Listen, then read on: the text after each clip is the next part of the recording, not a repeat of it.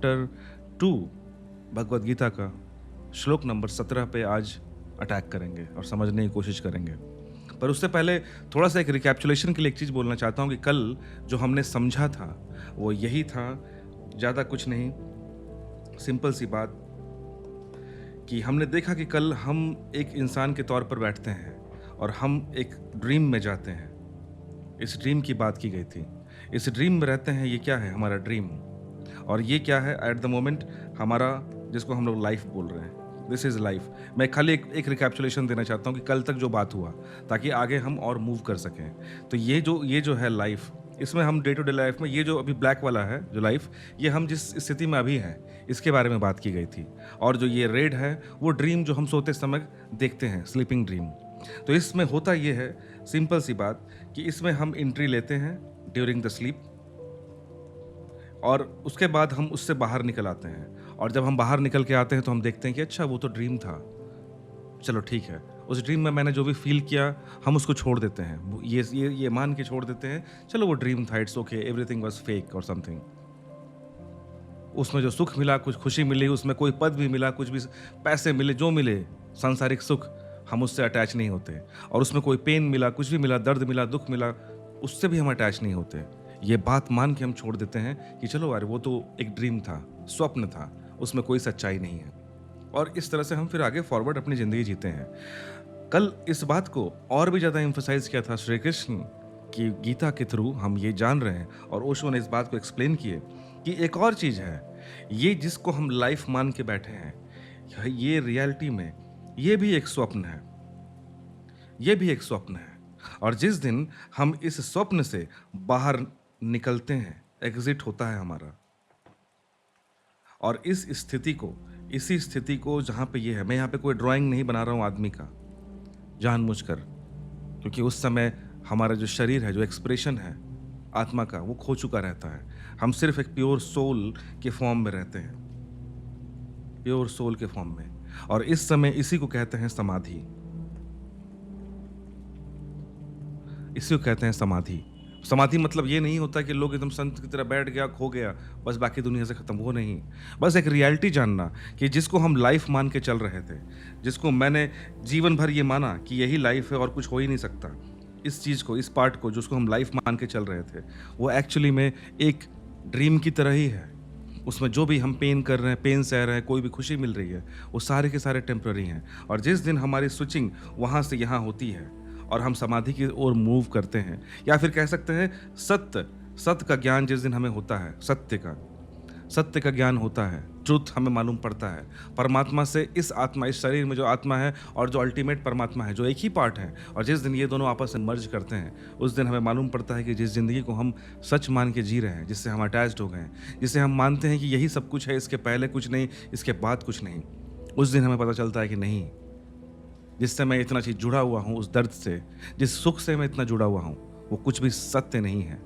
और यहाँ से, इस दिन से, जिस दिन समाधि मिलती है, और जिस दिन कहते हैं ना, जिसको ज्ञान, जिस दिन ज्ञान मिलता है हमको, उस ज्ञान से हमें यही फ़ायदा होता है, या फिर वो लेवल अप हाई होता है हमारा वहाँ से, कि कभी भी लाइफ में सुख मिले, दुख मिले, हमें ये बात पता होना चाहिए कि everything is temporary, nothing is permanent.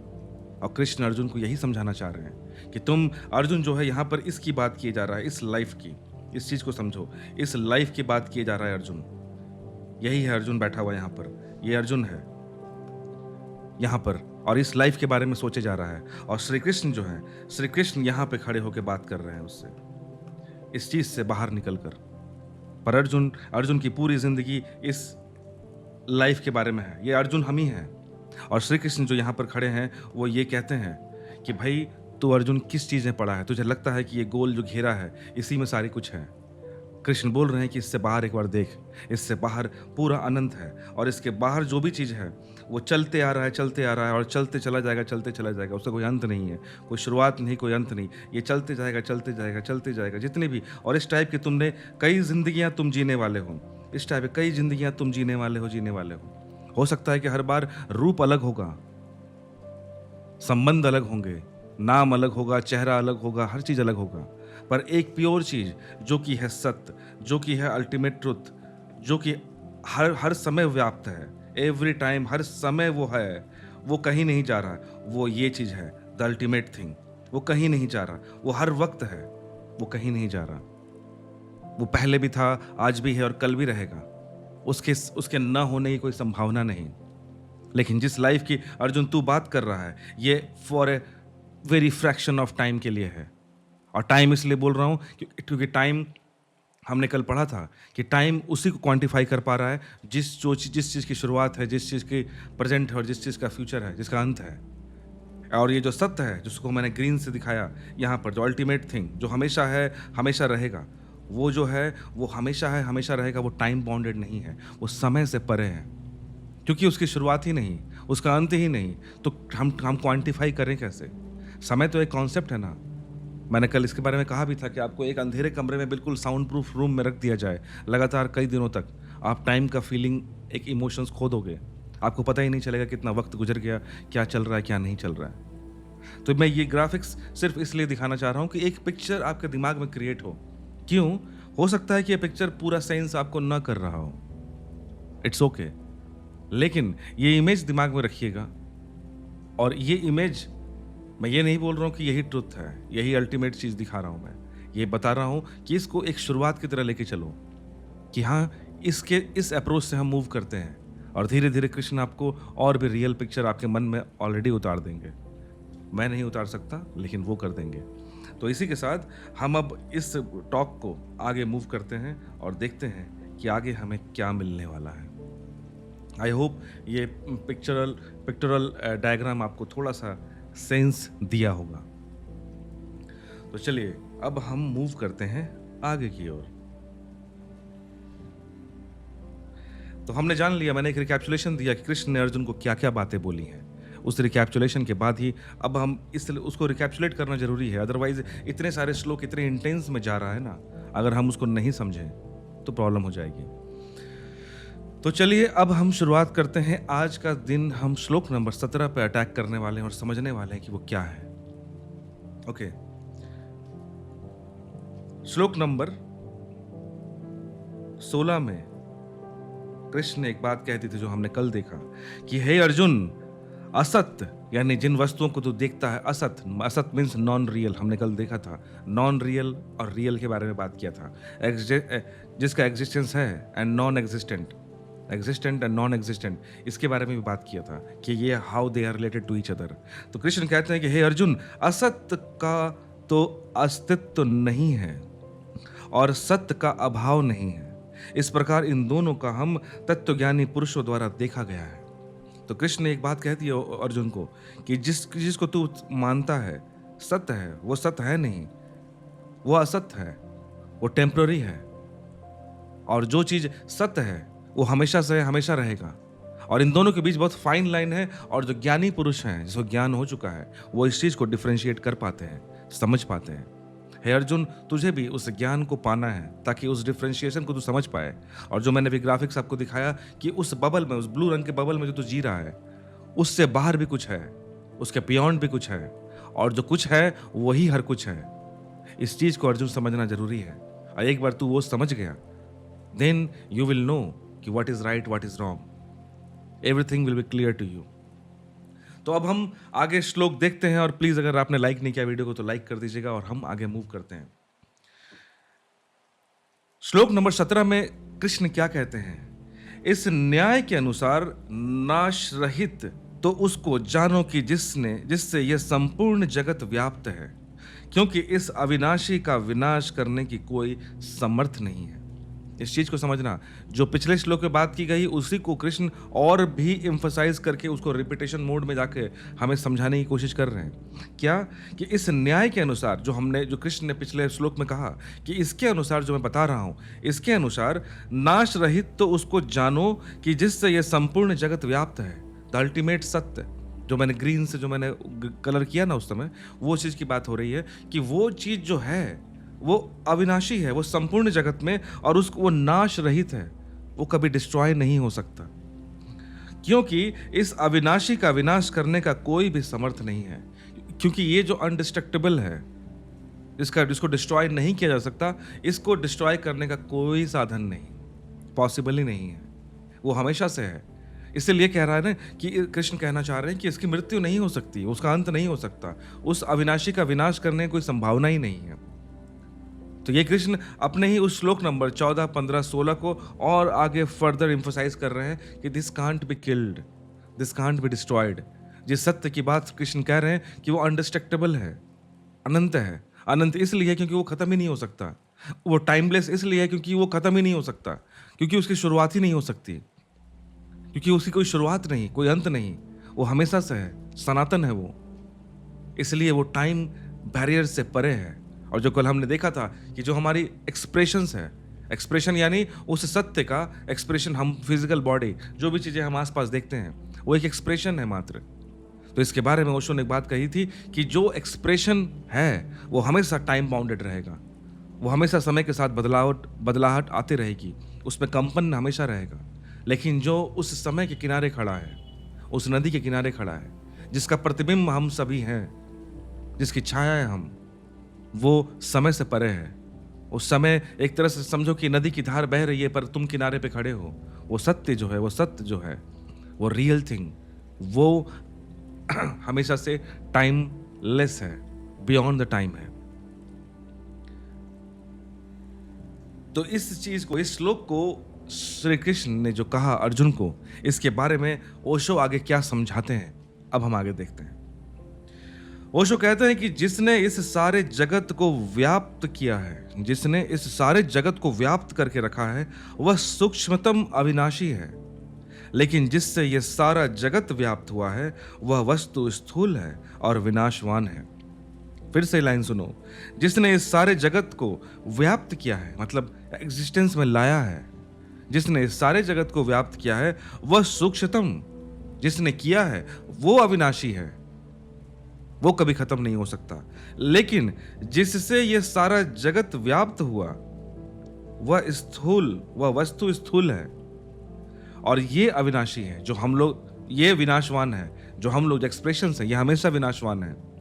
इसे ऐसे समझे कि एक कमरा है, खाली है, कुछ भी सामान नहीं है उस कमरे में।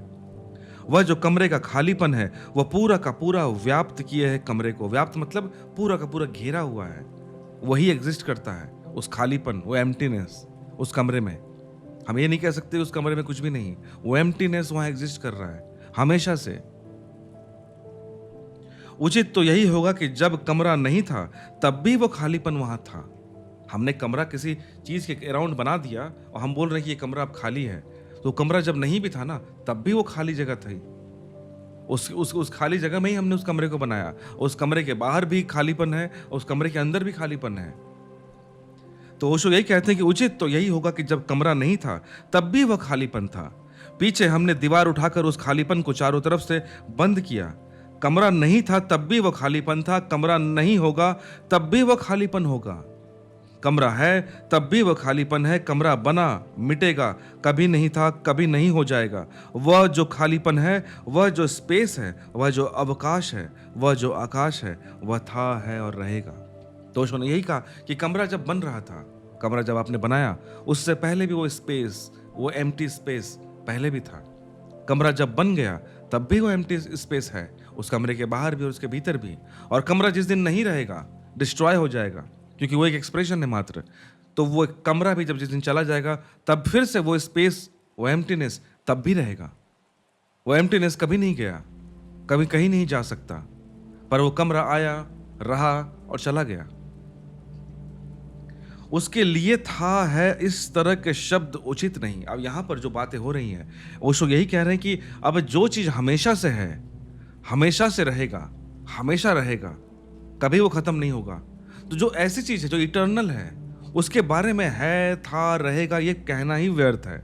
इसीलिए हम कह रहे हैं ना कि जो रियल है, जो ट्रुथ है, जो सत्य है, उसको टाइम के रिलेटेड हम बात नहीं कर पाएंगे। वो किस बारे में है, हम उसके बारे में बात कर ही नहीं सकते। इसलिए इस चीज को समझना, यहाँ जो कमरे का एग्जाम्पल दे रहे हैं, वो चीजें दे रहे हैं, वो सब हमारे बारे में ही बात कर रहे हैं। हमें लगता है कि इस पृथ्वी पर जो ज्ञान है, जो ईश्वर है, ईश्वरीय तत्व है, जो सत्य है, सिर्फ हम लिविंग बीइंग के लिए है। ऐसा नहीं है।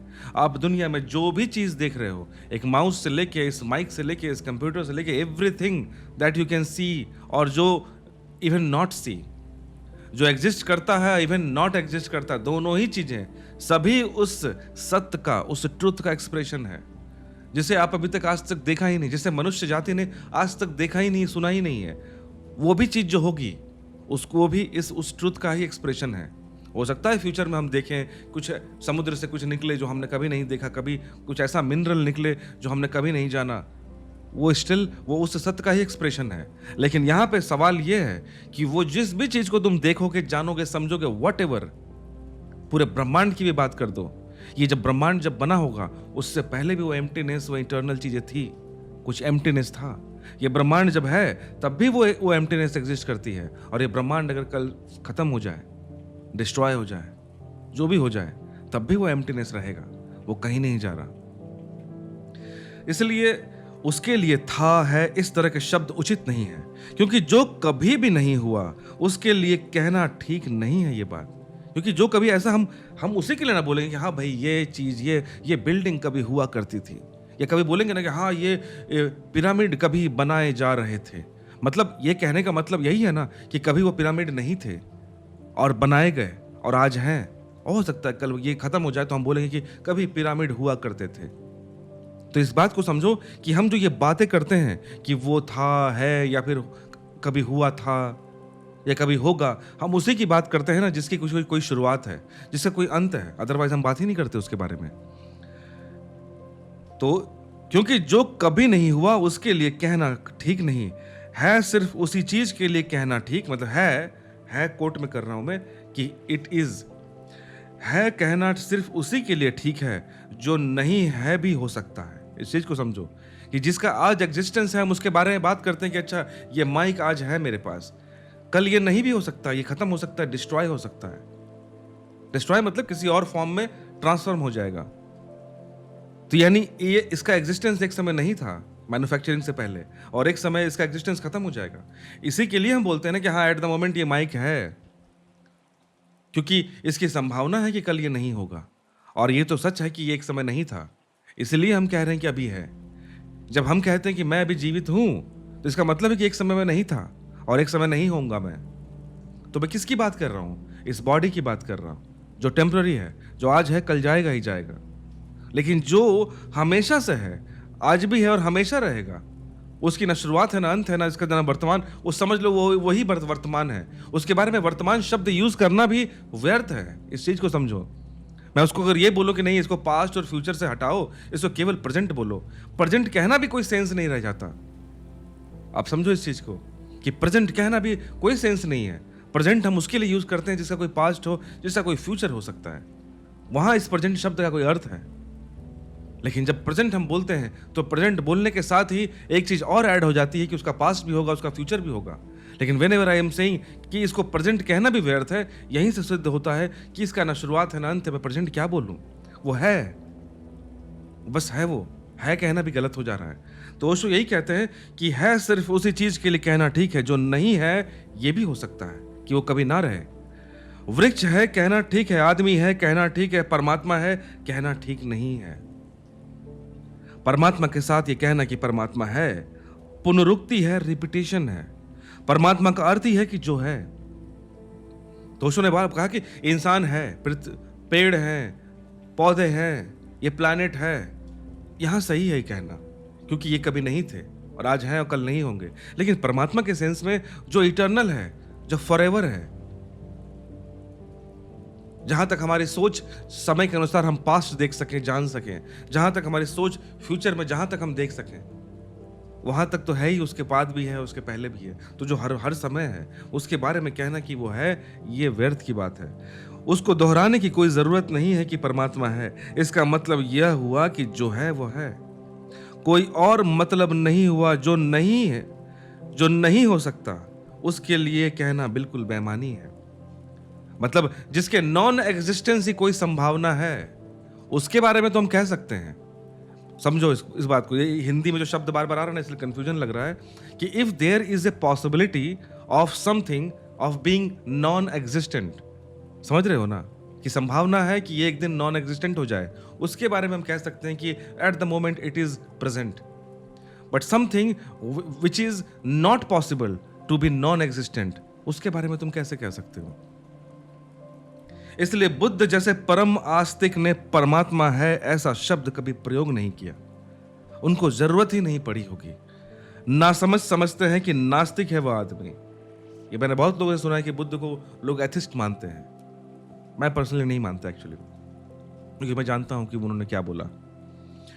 तो समझते हैं कि नास्तिक है वह आदमी, लेकिन बुद्ध को लगा कि यह तो बड़ी ही भूल भरी बात कहनी हो जाएगी कि परमात्मा है ये मैं कह दूं, क्योंकि है सिर्फ उसके लिए कहना चाहिए जो नहीं है भी हो सकता है, मतलब which can be non existent. उसी के बारे में अगर मैं कहूं कि नहीं है तब मैं कह सकता हूं। पर बुद्ध ने कहा कि जो चीज हमेशा से है हमेशा रहेगा, उसके बारे में ये कहना भी कि ये है क्या व्यर्थ है। आदमी है ठीक बात है, ये कोई मैन हो सकता है, वुमेन हो सकता है, ये कहना इट्स ओके। उस पर हम लगा सकते हैं ये बाजी है, उस पर आई हुई है, कल खो जाएगी, लेकिन परमात्मा है यह कहना ठीक नहीं है। गॉड इज कहना ठीक नहीं है, क्योंकि गॉड का मतलब ही है इजनेस, कि वो है ही हमेशा। जो है ही उसके लिए कहना बड़ा कमजोर शब्द होगा। गलत शब्द प्रयोग करना है पुनरुक्ति है, कि आप एक रिपीटेशन को आप शब्द देना चाह रहे हो, एक रिपीटेशन को आप शब्द देना चाह रहे हो कि जो हमेशा से है, सर्वदा है। इस वर्ड्स में आपको कंफ्यूजिंग लग सकता है, पर दोस्त इस चीज को समझने की कोशिश करना कि ओशो यहाँ पर किस इंपॉर्टेंट बात कहना चाहते हैं, कि बुद्ध ने क्यों नहीं कहा कि परमात्मा है, क्योंकि जो है ही उसके बारे में क्या बोलना।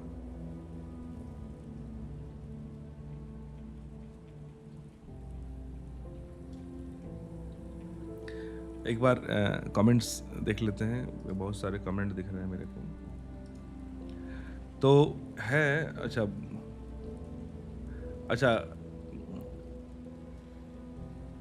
वासुदेव जी, हाँ यही शरीर के साथ भी होता है। बिल्कुल वासुदेव जी, बिल्कुल आपने सही पकड़ा है एकदम, और शरीर की बात ही समझाना जाया जा रहा है। कृष्ण अर्जुन को वही समझा रहे हैं, लेकिन ओशो हर चीज के लिए वो बात समझाना चाह रहे हैं कि ये चीज वैलिड हर चीज के लिए है। एक इंसान जो है ना, वासुदेव जी आपने जो बात बोली, इसको एक कदम में और आगे एक्सटेंड करता हूं आपकी बात को ही। हम इंसान केवल इंसानों से अटैच नहीं रहते हैं, हम केवल इंसानों के लिए खुश या रोते नहीं हैं। हम बहुत सारी वस्तुएं, हर चीज, किसी भी चीज, कोई वस्तु के लिए हम लोग इतने जुड़ जाते हैं कि उसी से हमारी खुशी, उसी से हमारा दुख जुड़ जाता है। तो उसको और एक्सटेंड कर रहे हैं कि जिस भी चीज को तुम देख रहे हो और उसको अपने आप से जोड़ ले रहे हो, वो सब के सब टेम्पररी हैं। जब क्रिकेट सारी नहीं था तब आत्मा थी, और जब शरीर नहीं रहेगा तब भी आत्मा रहेगा। एकदम एब्सोल्युटली वासुदेव जी, आपने एकदम एब्सोल्यूट बात बोल दी एकदम। इसका मतलब, हाँ, इसका मतलब यह तो नहीं कि ऊर्जा परिवर्तित होती है और इसका कितना कभी डिस्ट्रॉय नहीं होती है। क्या बोल रहे हैं आप? इसका मतलब यह तो नहीं कि ऊर्जा परिवर्तित होती है और इसका कितने कभी डिस्ट्रॉय नहीं होते।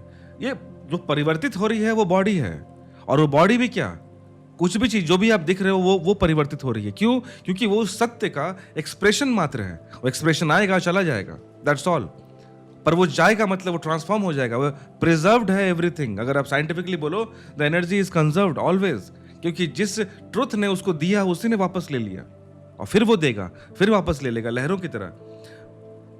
माइक परिवर्तित हो सकता है लेकिन खत्म नहीं हो सकता। एब्सोल्युटली, मैंने यही कहा ना अभी कि खत्म हो जाएगा। मैंने लास्ट में एक शब्द यूज किया कि वो किसी चीज में कन्वर्ट हो जाए, जस्ट इमेजिन करो डस्ट में बदल जाए। पर वो चूंकि conservation of mass and energy के अकॉर्डिंग हम साइंटिफिकली जानते हैं कि ये कभी नहीं खत्म होने वाला। लेकिन एक समय के बाद सब खत्म, एक समय के बाद सब खत्म। जो एक्सप्रेशन है, जो हमें दिख रहा है वो खत्म, वो हमें दिखना बंद हो जाएगा। जिन सेंसेस से हम दुनिया को देखते हैं, समझते हैं, उसके रेंज से बाहर हो जाएगा। हो सकता है कि वो आपको अभी ना दिखे। बहुत चीजें दुनिया में ऐसी है ना जो हम अपने इन सेंसेस से नहीं देख पाते, समझ नहीं पाते, वो किसी और चीज में ट्रांसफॉर्म हो गए हैं। इस चीज को समझो। जितेंद्र जी, आपका स्वागत है। बहुत उलझी हुई बात है। देखिए जितेंद्र जी, लग रही है कि उलझी बात है, लेकिन बिलीव इट और नॉट, ये ऐसी बात है जो हम लोग रियल लाइफ में एक्सपीरियंस करते हैं। अगर ध्यान से देखें तो ये जो परमात्मा के बारे में जो ओशो ने समझाया कि जो चीज हमेशा से हर वक्त है उसके बारे में क्या कहना। वसुदेव जी बोलते हैं जो जीरा कर रहा है उसका कैसे देखोगे। मैं शब्द समझा नहीं। जो जीरा कर है। वसुदेव जी नमस्ते आपको। मैं समझा नहीं ये कमेंट जो जी रहा कर रहा है उसको क्या समझते, पता नहीं, मैं समझा नहीं क्या बोल रहे हैं। जितेंद्र कुमार जी सबको जय श्री कृष्ण, जय श्री कृष्ण। चलो अब आगे देखते हैं। ओके,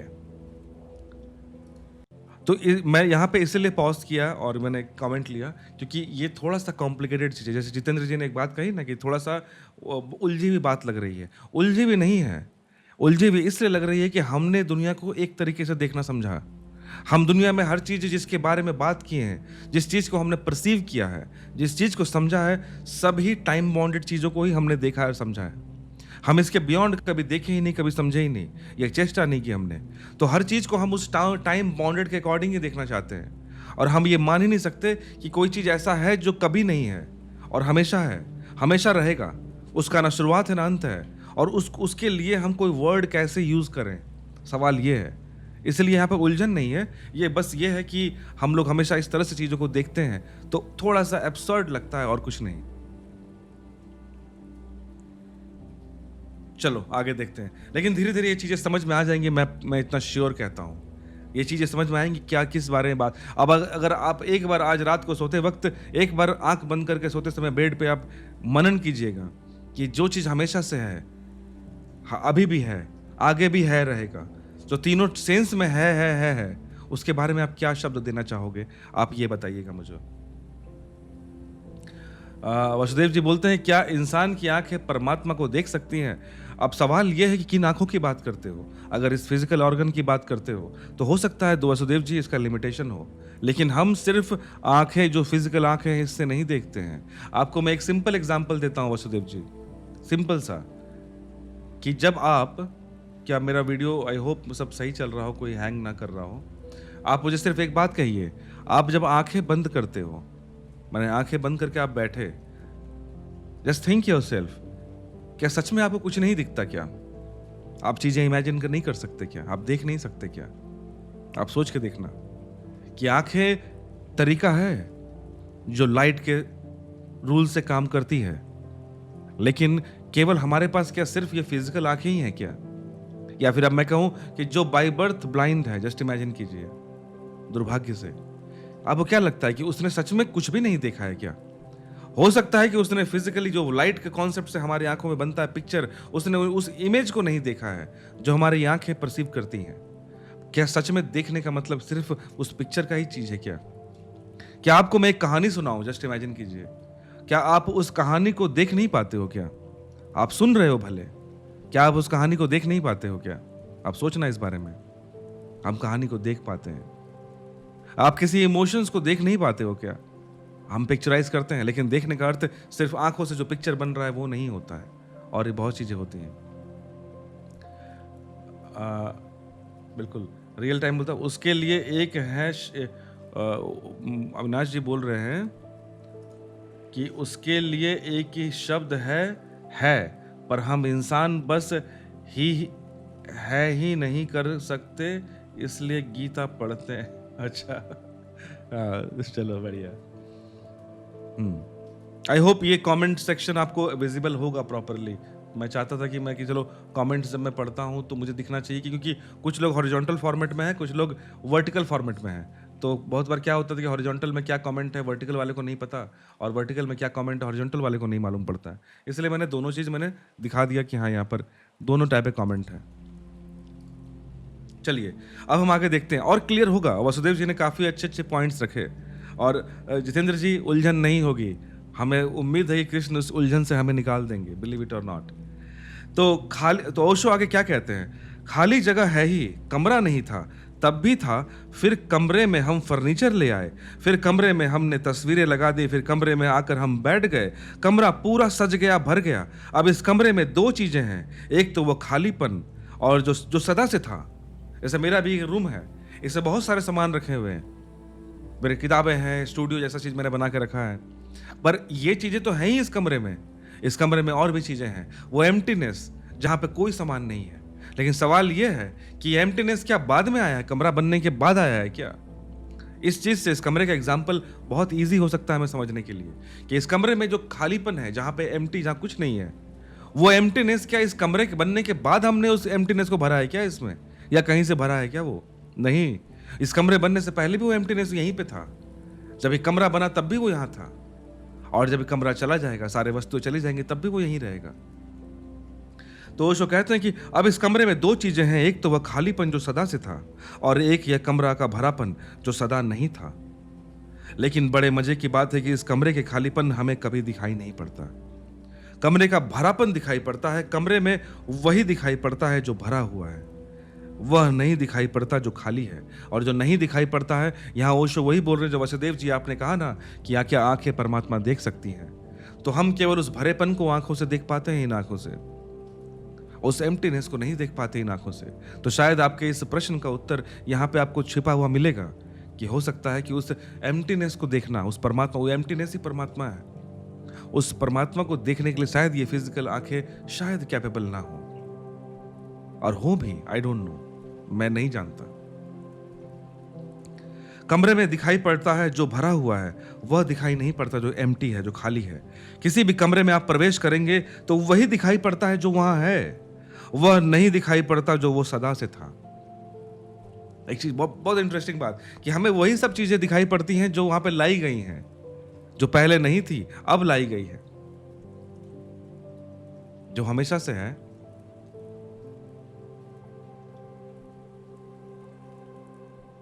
एक बहुत सुंदर एग्जाम्पल देता हूं मैं आपको, एक बहुत सुंदर एग्जाम्पल। जय राधे राधे जी, आपका स्वागत है। मैं बहुत सुंदर एग्जाम्पल देता हूं, प्लीज उस एग्जाम्पल को कैच करने की कोशिश कीजिएगा। आपको बहुत चीज, मैं ये नहीं बोल रहा हूं कि बहुत अमेजिंग एग्जाम्पल है, but that is a very beautiful example. जब इस एम्प्टीनेस की बात हो रही है ना, उस एम्प्टीनेस की बात मैं करता हूं। आप सभी यूट्यूब देखते हैं, टीवी देखते हैं, बहुत चीजें देखते हैं, बहुत सारे स्क्रीन देखते हैं, और हम सभी ने इस कॉन्सेप्ट को जानते हैं कि एक वीडियो क्या होता है। Video is a collection of pictures. आप तो जानते हैं, इस चीज को जानते हैं कि अगर अभी अभी आप यूट्यूब पे ये वीडियो जो देख रहे हैं, इसका मतलब क्या है? जैसे मान लेते हैं कि 30 फ्रेम पर सेकंड, इसका मतलब एक सेकंड में आपके स्क्रीन पे 30 पिक्चर्स क्रॉस हो रहे हैं और आप वो देख रहे हैं, और वो 30 पिक्चर्स जब क्रॉस कर रहे हैं, आपको फील हो रहा है कि something is moving in the on the screen. Okay, यहां तक आप मेरे साथ हैं। अब नाउ जस्ट इमेजिन कीजिए कि मैं स्क्रीन को अभी ब्लैक कर दूं, अभी स्क्रीन को मैं ब्लैक कर दूं फॉर ए मोमेंट।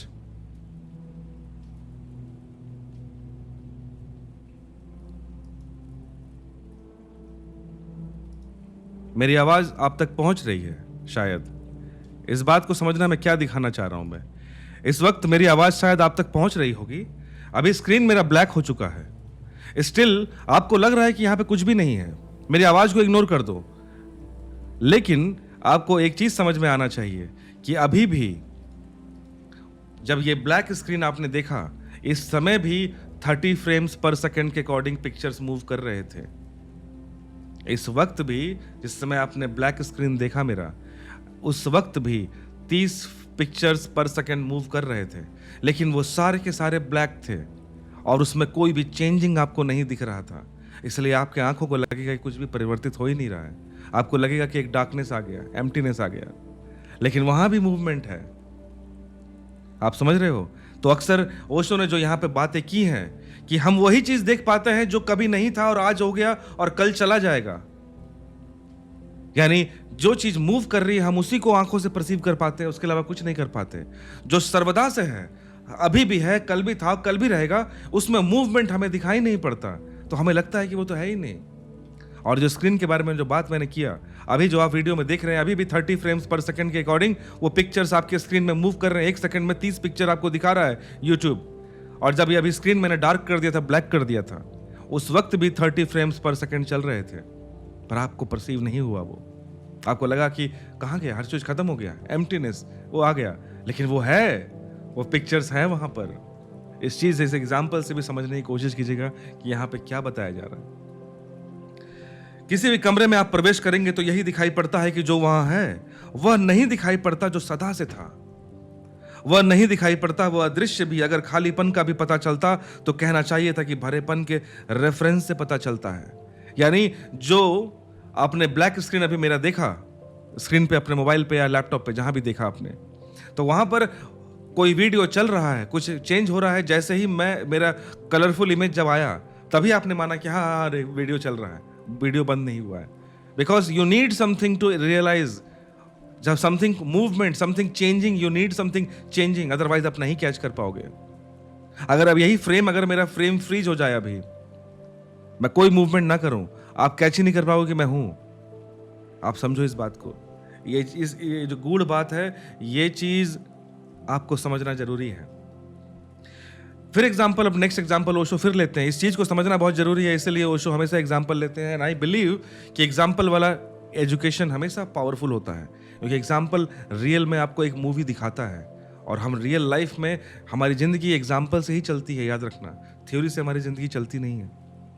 यह कुर्सी रखी है तो इसके आसपास खाली जगह मालूम पड़ती है।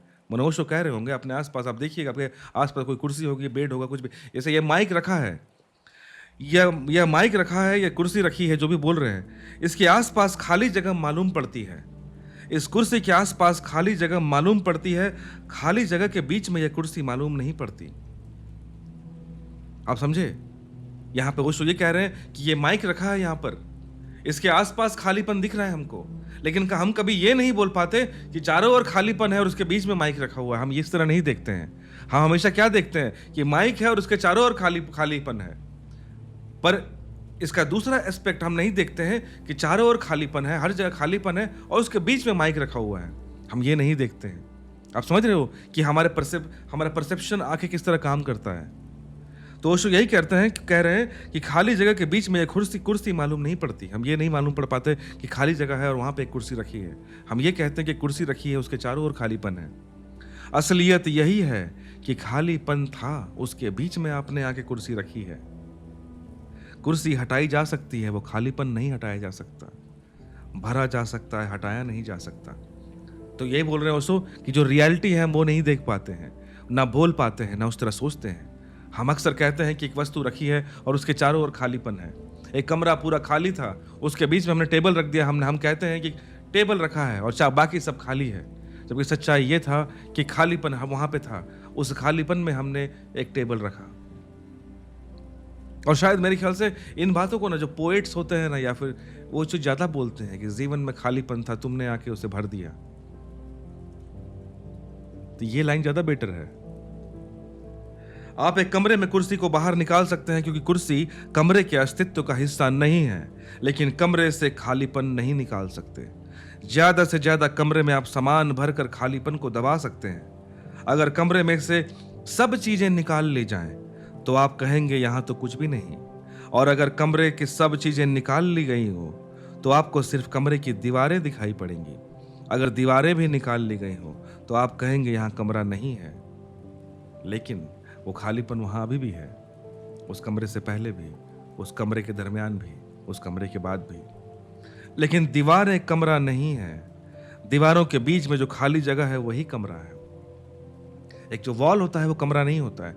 जब तक हम उस वॉल को इस तरह कंप्लीट ना करें और उसके बीच में क्या एक एम्प्टी स्पेस को हम कैद ना करें, तब तक उसे हम कमरा नहीं बोलते हैं। समझो इस बात को। अंग्रेजी का शब्द रूम बहुत अच्छा है। रूम का मतलब होता है खाली जगह। रूम का मतलब होता है खाली जगह, पर वह खाली जगह दिखाई नहीं पड़ती, ख्याल में तो नहीं आती, क्योंकि खाली जगह को हम स्मरण नहीं करते।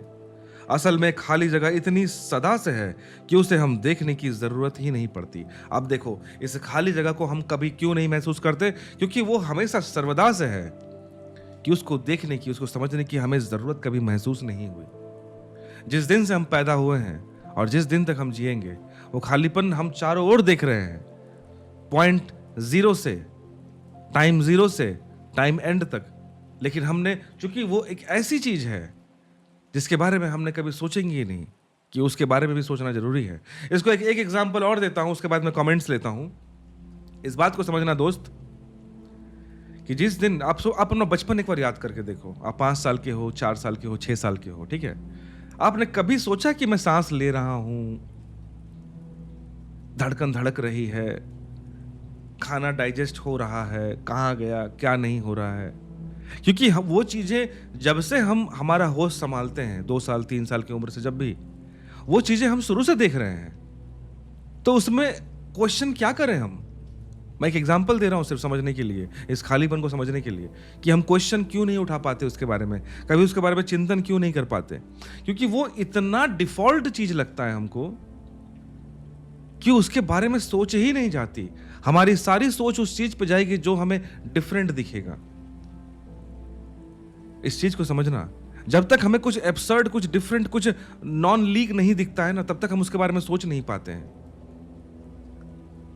हम एक व्हाइट वॉल को देखें ना, हमारे उस व्हाइट वॉल को हम परसीव नहीं कर पाएंगे प्रॉपरली। अगर हर जगह पूरा व्हाइट ही व्हाइट है ना, एक ब्लैक डॉट उसमें दिख जाएगा, हमारा ध्यान उस पर जाएगा, अरे ये कुछ मिला है, अदरवाइज हम नहीं देख पाते। अगर एक रूम अंधेरा कर दूं, मैं आपको एग्जांपल देता हूं, एक रूम पूरा डार्क ब्लैक कर दूं, अंधेरा, आपको वॉल नहीं दिख रहा, अंधेरा है, आप डेप्थ का आपको परसेप्शन ही नहीं होगा कि ये अंधेरा कहां तक है। इस चीज को समझना। अगर आपको एक डार्क रूम कमरे में डाल दूं कि एक तरफ आप देखते हो कि इधर पूरा पिच ब्लैक डार्क है, आपको वो डार्क कहां तक है आपको अंदाजा ही नहीं लगा, आपका ब्रेन कैच ही नहीं कर पाएगा। आप ये बोलोगे कि रिफ्लेक्शन नहीं, लाइट आ रहा तो इमेज कैसे बनेगा, एब्सोल्युटली, लेकिन आप इमेजिन नहीं कर पाओगे कि ये गहराई कहां तक है। लेकिन वहीं पे मैंने कोई एक ऑब्जेक्ट रख दिया उसमें, और उस ऑब्जेक्ट से हल्का से भी रोशनी आ गई, आपको मालूम पड़ जाएगा कम से कम वहां तक तो गहराई है। तो यानी हम उसी चीज को देख पाते हैं, उसी चीज को परसीव कर पाते हैं या सोच पाते हैं जो कि एक डिफरेंट चीज हमें दिखती है। एक वही चीज कांस्टेंट दिखेगा हमको, डार्कनेस ना, हमारा ब्रेन नहीं काम करता है वहां पे। तो आई होप यहां तक आपको धीरे धीरे चीजें एक डाइजेस्ट हो रही हो और धीरे धीरे चीजें समझ में आ रही हो। तो यहां पर जितेंद्र जी बोलते हैं कि आज ऐतरेत उपनिषद पे बात हो रही है, लगता आपके पास उपनिषद का इतना ज्ञान है, आप तुरंत मैप कर लेते हैं जितेंद्र जी कि क्या गीता में क्या चल रही है और वो किस उपनिषद से जुड़ा हुआ है। वीडियो पिक्चर से आगे फोटोन तक बढ़ो, इस गहराई से बचना कैसे। बिल्कुल, एब्सोल्युटली। लेकिन वही बात हो रही है ना कि हमें समझना, पहले वीडियो पिक्चर तो समझ जाएं, तब तो हम आगे बढ़ेंगे। एक बार ये क्लियर हो गया तो हम आगे बिल्कुल बढ़ जाएंगे। वसुदेव जी बोलते हैं कि जिस तरह नदी आत्मा हो गई और समुद्र परमात्मा हो गया, तो क्या नदी परमात्मा, नदी समुद्र से मिलते हुए सीता राष्ट्र आत्मा भी परमात्मा से मिलता है? बिल्कुल, उसी तरह से ही आत्मा परमात्मा से मिल रहा है ना, और वो हमेशा जुड़े हैं। एक नदी, एक बात समझना, हम कहते हैं ना कि नदी समुद्र से मिलती है, मैं एक अपना थॉट दे रहा हूं, मैं, नदी समुद्र से मिलती है, लेकिन ध्यान से देखो, वो नदी समुद्र से जब मिलती है हम ये कहते हैं, लेकिन ध्यान से देखो, वो नदी उस समुद्र से कभी डीअटैच, टूटी भी नहीं है। वो नदी और समुद्र दोनों जुड़े हुए हैं हर वक्त, ये भी याद रखना। इसीलिए नदी समुद्र से मिल पा रही है। जितेंद्र जी बोलते हैं क्या खालीपन यानी आकाश कोई तत्व है, जब वहां कुछ रख दिया जाए तो वहां का खालीपन आसपास सरक कर शेष खालीपन को कंडेंस कर देता है। अब देखिए, कंडेंस जो आपने शब्द यूज किया, कंडेंस आप शब्द इसलिए यूज करते हैं क्योंकि हम डे टू डे लाइफ में जो भी मटेरियल को देखते हैं उसका एक वॉल्यूम है, उसमें कोई मटेरियल है, हम उसी को हम कंडेंस या फिर उसको लाइट करते हैं ना, डाइल्यूट करते हैं। तो कंडेंसेशन, ये जो शब्द आपने यूज किया, ये मेटेरियलिस्टिक वर्ल्ड के लिए ही आप कंडेंस वर्ड यूज कर पा रहे हैं ना। और कंडेंस भी उसी चीज का यूज करते हैं जैसा कोई शेप है, कोई वॉल्यूम है, कोई वेट है। अदरवाइज अब कंडेंस शब्द हम लोग एक जेनरिक तरह से हम यूज कर सकते हैं कि आपने किसी चीज को रिप्लेस किया और वो जाकर पिचक गया होगा, वो कंडेंस हो गया होगा। जैसे फॉर एग्जांपल एयर है, अगर मैं एयर को कंप्रेस करते जाऊं तो वो एयर कंडेंस होते जाता है, प्रेशर बढ़ते जाता है उसके अंदर। तो ठीक है, क्योंकि एयर भी एक मटेरियल है, एक सब्सटेंस है, उसका एक फिजिकल एग्जिस्टेंस है, उसका, इसीलिए आप उसको कंडेंस कर पा रहे हो। तो जो आपने जितेंद्र जी यहाँ पे कंडेंस की बात की, तो कंडेंस उस चीज को कर सकते हैं जिसका एग्जिस्टेंस है फिजिकल फॉर्म में। क्या आर्किमिडीज का सिद्धांत खालीपन पे भी एप्लीकेबल है? अगेन मैं बोल रहा हूँ, आर्किमिडीज ने जो बॉयंसी का जो रूल दिया, वो एक ऐसे मटेरियल पे दिया, चाहे वो एयर हो चाहे लिक्विड हो, लिक्विड के लिए वो इसलिए दिए ना क्योंकि वो कंडेंस हो सकता है, और कंडेंस एक मटेरियलिस्टिक चीज ही हो सकती है ना। और इसके बारे में हम और डिस्कशन करेंगे सर, ये ओपन पॉडकास्ट के दिन, उस दिन अविनाश जी भी रहेंगे और हम बात करेंगे। जय राधे राधे बोलते हैं, because things which actually we have so we can't see, because things which actually we have so we can't see. Absolutely, बिल्कुल आपने बिल्कुल जय राधे जी एकदम इसी बारे में बोले। वही मैं समझाना चाह रहा था अभी, जो बचपन वाला एग्जांपल दिया ना, कि जो चीज़ बाय डिफॉल्ट हमारे पास है, हम उसके बारे में सोचते ही नहीं, कभी जरूरत नहीं है। हम कभी नहीं सोचते कि हमारे पास दो हाथ ही क्यों हैं, पेट क्यों है, हाथ पैर क्यों, हम we never think about it. हाँ, ये होता है कि बड़े बड़े जैसे बड़े होते जाते हैं, हम इंटेलेक्चुअली अपने आप को ज़्यादा समझने लगते हैं, then we start discussing anything कि हाँ भाई ये क्यों है, ये क्यों है, दैट इज टोटली ओके। लेकिन जब हम एक प्योर, एक इनोसेंस में रहते हैं, एक बच्चे के फॉर्म में, वी नेवर डाउट कि दो टांग के अलावा तीन टांग होना चाहिए था, क्या नहीं। राधे राधे बोलते हैं कि but something which is not have then we give importance. आपने बिल्कुल एकदम एब्सोल्यूट करेक्ट बात बोल रहे हैं। जो चीज़ यहाँ समझाया जा रहा है आपने, उसी चीज़ के बारे में आप बिल्कुल बोल रहे हो। जय राधे राधे जी।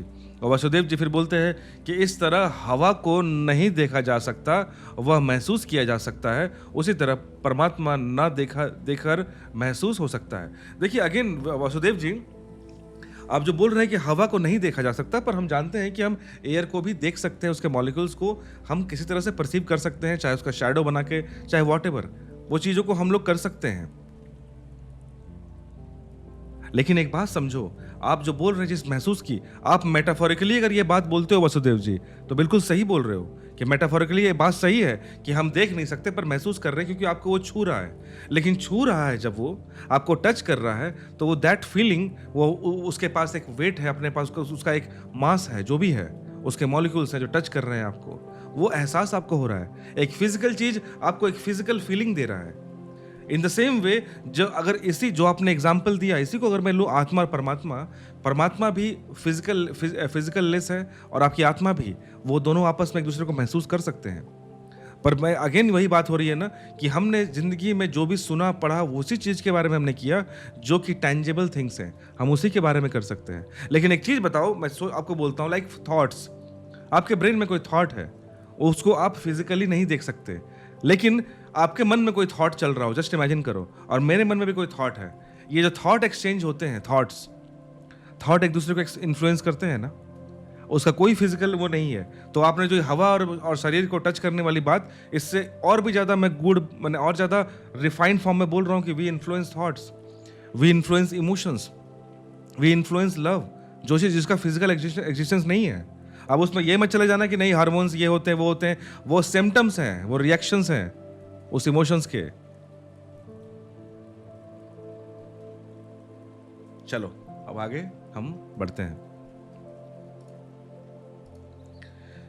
तो ओशो आगे क्या कहते हैं, उसको हम पढ़ते हैं। ठीक ऐसे ही जो विराट आकाश है, यह जो स्पेस है अनंत, यह जो खालीपन, खाली जगह है, यह जो एम्प्टीनेस है फैली हुई अनंत तक, जिसका कोई और छोर नहीं, जो कहीं शुरू नहीं होती और कहीं समाप्त नहीं होती, इस आकाश के बारे में बोला गया। आकाश मतलब जिसको स्काई को हम बोलते हैं, वो नहीं, केवल आकाश तत्व एक, जो अभी जितेंद्र जी ने बात की ना, आकाश, हमें पंच महाभूतों की जो बात होती है, देखना हमेशा, जैसे धरती, अग्नि, वायु, जल, और जो पांचवा हम यूज करते हैं आकाश, बहुत लोग इसको ईथर बोलता है, अलग अलग नाम दिया गया अलग अलग फिलॉसफी में, बट दैट इज समथिंग। आकाश मतलब ये मत समझना ब्रह्मांड, वो भी है उसी आकाश के अंदर में है, उस ब्रह्मांड जिसको हम प्लैनेट्स का जो पूरा, जो भी आप गैलेक्सी वगैरह जो भी सोचते हो, सब उस आकाश के भीतर ही है।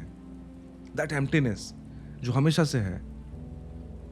आप ध्यान रखें, खाली चीज कभी भी शुरू और समाप्त नहीं हो सकती, सिर्फ भरी चीज शुरू होती है और समाप्त हो जाती है। खालीपन की कोई बिगनिंग और कोई एंड नहीं हो सकता। कमरे के खालीपन की कोई शुरुआत है और कौन सा अंत? कमरे का खालीपन की कब शुरुआत हुई, कब अंत हुआ? आप बोलोगे कि जिस दिन मैंने कमरा बनाया उस दिन खालीपन आपने क्रिएट किया। आपने खालीपन क्रिएट नहीं किया, आपने उस अनंत खालीपन से एक खालीपन को कैप्चर करके रखा सिर्फ अपने अंदर, आपने कुछ क्रिएट नहीं किया। और जिस दिन उस कमरे को आप तोड़ दोगे, हटा दोगे, उस दिन वो खालीपन उस अल्टीमेट खालीपन से मिल जाएगा, उस एम्प्टीनेस से मिल जाएगा। और यही चीज़ हम फिजिकल बॉडी में यही कर रहे हैं। उस परमात्मा जो है अनंत है, उसमें से थोड़ा सा पार्ट हम अपने में कैप्चर करके एक फिजिकल एक्सप्रेशन दे देते हैं। और जिस दिन ये फिजिकल एक्सप्रेशन, ये बॉडी खत्म होता है, ये वो जो आत्मा है उस परमात्मा से अपने आप मिल जाता है, कहीं नहीं जा रहा। लेकिन जब तक इस ट्रैप उस ट्रैप में, साइकिल में लगा हुआ है, उस परमात्मा से वो परमानेंट मिल नहीं पाता है। और इसी को मोक्ष कहते हैं, इसी को अंत कहते हैं, इस साइकिल को ब्रेक करना कहते हैं। हाँ, दीवार का होता है, सामान का होता है, कमरे का नहीं होता। क्या बोले कि खालीपन की कोई बिगिनिंग और कोई एंड नहीं होता, कमरे का खालीपन की कौन सी शुरुआत और कौन सा अंत। हाँ, दीवार का होता है स्टार्ट और एंड, सामान का होता है, कमरे का नहीं होता। कमरा मतलब दैट एम्प्टी स्पेस, जो बोले ना कमरा मतलब रूम, जो इंग्लिश शब्द है रूम मीन्स एम्प्टी स्पेस। उस रूम का कोई शुरुआत और कोई अंत नहीं है। स्पेस का कोई भी सीमाएं नहीं है। आकाश का अर्थ ही है जिसकी कोई सीमा ना हो। यह जो असीम फैला हुआ है वो सत्य है, और इस असीम के बीच में बहुत कुछ उठता है, बनता है, निर्मित होता है, बिखरता है, वह असत्य है। तो जो भी चीज हम देख सकते हैं, जो भी चेंजिंग हम देख सकते हैं, जो भी बदलाव हम देखते हैं, एनीथिंग विच इज ट्रांसफरेबल, जो परिवर्तित हो सकता है। परिवर्तन मतलब ये नहीं कि बूढ़ा ही होगा हर वक्त, खराब ही होगा। परिवर्तन में अच्छा भी। सब चीज असत्य है, नॉन रियल। अब तुम नॉन रियल मतलब, अच्छा कल हमने ये बात की थी कि नॉन रियल मतलब नॉन एग्जिस्टेंशियल नहीं, मत समझ लेना कि अच्छा तुम तो बोल रही हो नॉन रियल है पर ये तो एग्जिस्ट करता है, भाई क्या बात कर रहे हो, इसको तुम नॉन रियल बोल दिए। यहाँ पे नॉन रियल, नॉन एग्जिस्टेंशियल उसकी बात नहीं हो रही है। एक चीज एग्जिस्ट कर सकती है, वो भी नॉन रियल हो सकती है। एक चीज नॉन एग्जिस्टेंट हो सकती है, वो भी नॉन रियल हो सकती है। समझो इस बात को। यहाँ पे किसी वस्तु का एग्जिस्टेंस का और उसके सत्य होने का कोई संबंध नहीं है। ये चीज एग्जिस्ट करे या ना करे, ये असत्य हो सकती है। समझो इस बात को। ये माउस एग्जिस्ट कर रहा है हमारे आसपास, ये भी असत्य है। और जो मैंने ड्रीम देखा आज रात कल रात सोते वक्त, वो एग्जिस्ट नहीं करता, वो भी असत्य है। ये दोनों ही बात कृष्ण ने समझाई है। इसलिए इसमें ऐसा नहीं कि इलॉजिकल ला देना, करे ऐसे कैसे बोल दिए। वृक्ष बने खालीपन थोड़ी देर के लिए हरा हुआ, फूल खिले खालीपन थोड़ी देर के लिए सुगंध से भरा, फिर फूल गिर गए, फिर वृक्ष गिर गया, खालीपन फिर अपनी जगह आ गया। और जब वृक्ष उठा था, फूल खिले थे, तब भी खालीपन में कोई अंतर नहीं पड़ा, वो वैसा ही था। अगर वैसा ही था, जो जितेंद्र जी ने जो एक सवाल किया कि क्या वो कंडेंस हो जाता है, रिप्लेस हो जाता है, तो यहाँ पे ओशो कह रहे हैं कि नहीं, वो जैसा पहले था वैसे ही है, उसमें कोई फर्क नहीं पड़ा। उस खालीपन के जगह को एक पेड़ ने जगह ले लिया, एक फूल ने जगह ले लिया, एक पौधे ने जगह ले लिया।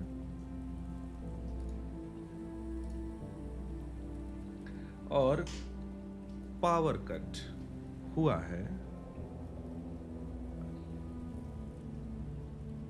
पावर कट है, पर मैं उम्मीद करता हूं कि कनेक्शन अभी भी ऑन होगा।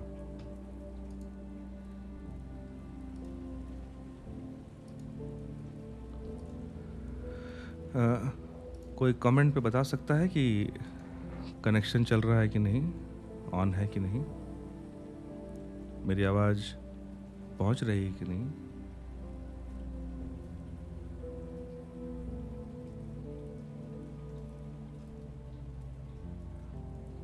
ओके, थैंक यू अविनाश जी। क्योंकि पावर कट हो गया, मैं मॉनिटर मुझे दिख नहीं रहा स्टिल, इसलिए मैंने ये कमेंट सेक्शन में करके देख रहा था। चलो ठीक है, मैं कंटिन्यू करता हूँ। आई होप करंट आ जाए जल्दी। चलो, तो कहाँ चल रहे थे हम?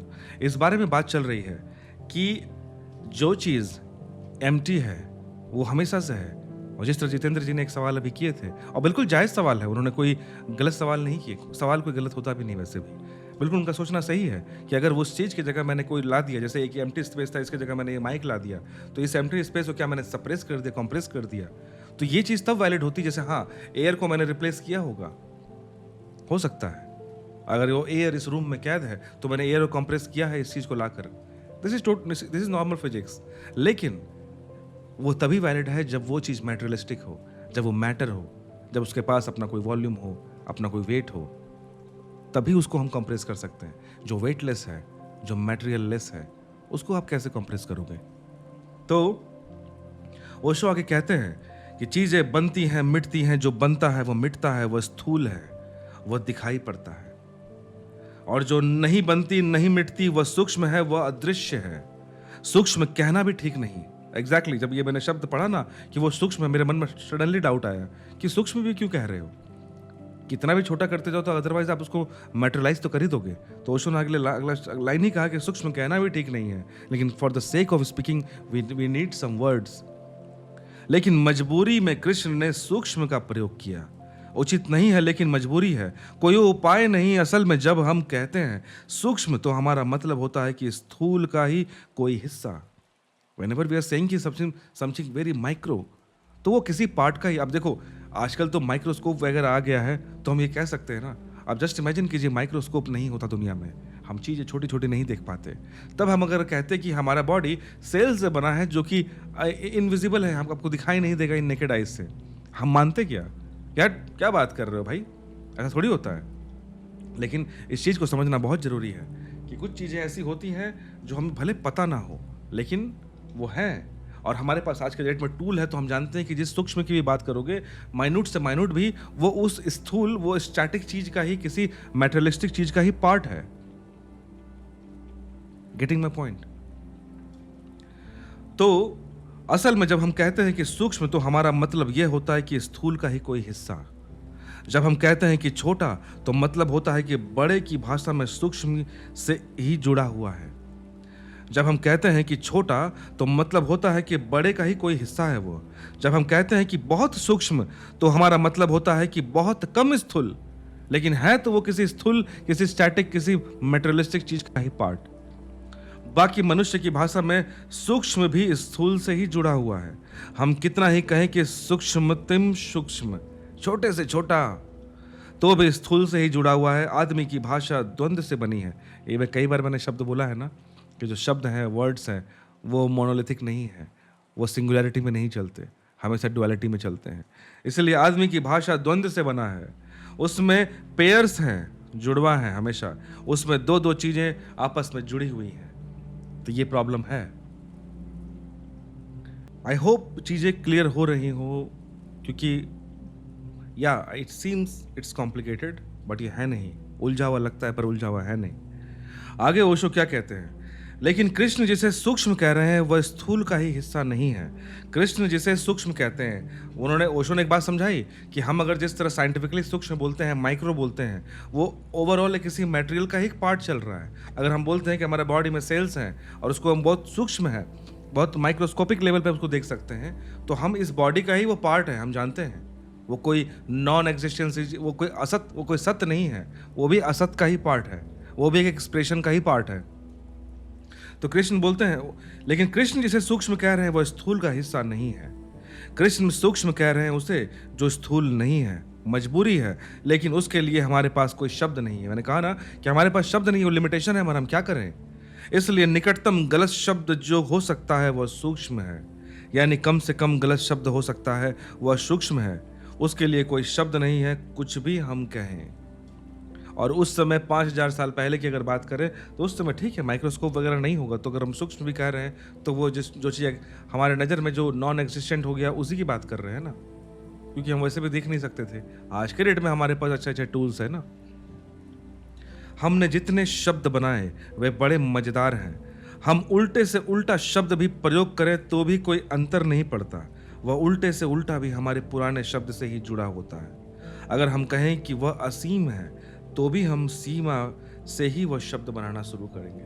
तो देखो यहाँ पे जो एक बात कह रहे हैं ना कि हम उस परमात्मा की अगर बात करें और शब्द ये कहें कि वो असीम है, तो समझो इस बात को। असीम शब्द का अर्थ क्या हुआ कि आप ओवरऑल यही कहना चाहते हो कि उसकी एक सीमा है, असीम है। हमने एक सीमा क्रिएट किया, उस सीमा के बियॉन्ड, तो हम सीमा से ही उस शब्द को बना पा रहे हैं। एब्सोल्यूट एक सिंगुलैरिटी, सिंगुलर वर्ड नहीं बना पा रहे हैं हम, कि जो केवल उसका कोई पर्यायवाची ना हो, उसका कोई अपोजिट ना हो, उस शब्द का हम नहीं क्रिएट कर पाए। अब यह बड़े मजे की बात है कि सीमा में असीम का कोई भाव नहीं होता, लेकिन असीम में सीमा का भाव होता है। अगर हम इन्फिनाइट बात कर रहे हैं, असीम, तो हम जानते हैं कि असीम बोलने का अर्थ ही है कि जिसकी कोई सीमा ना हो।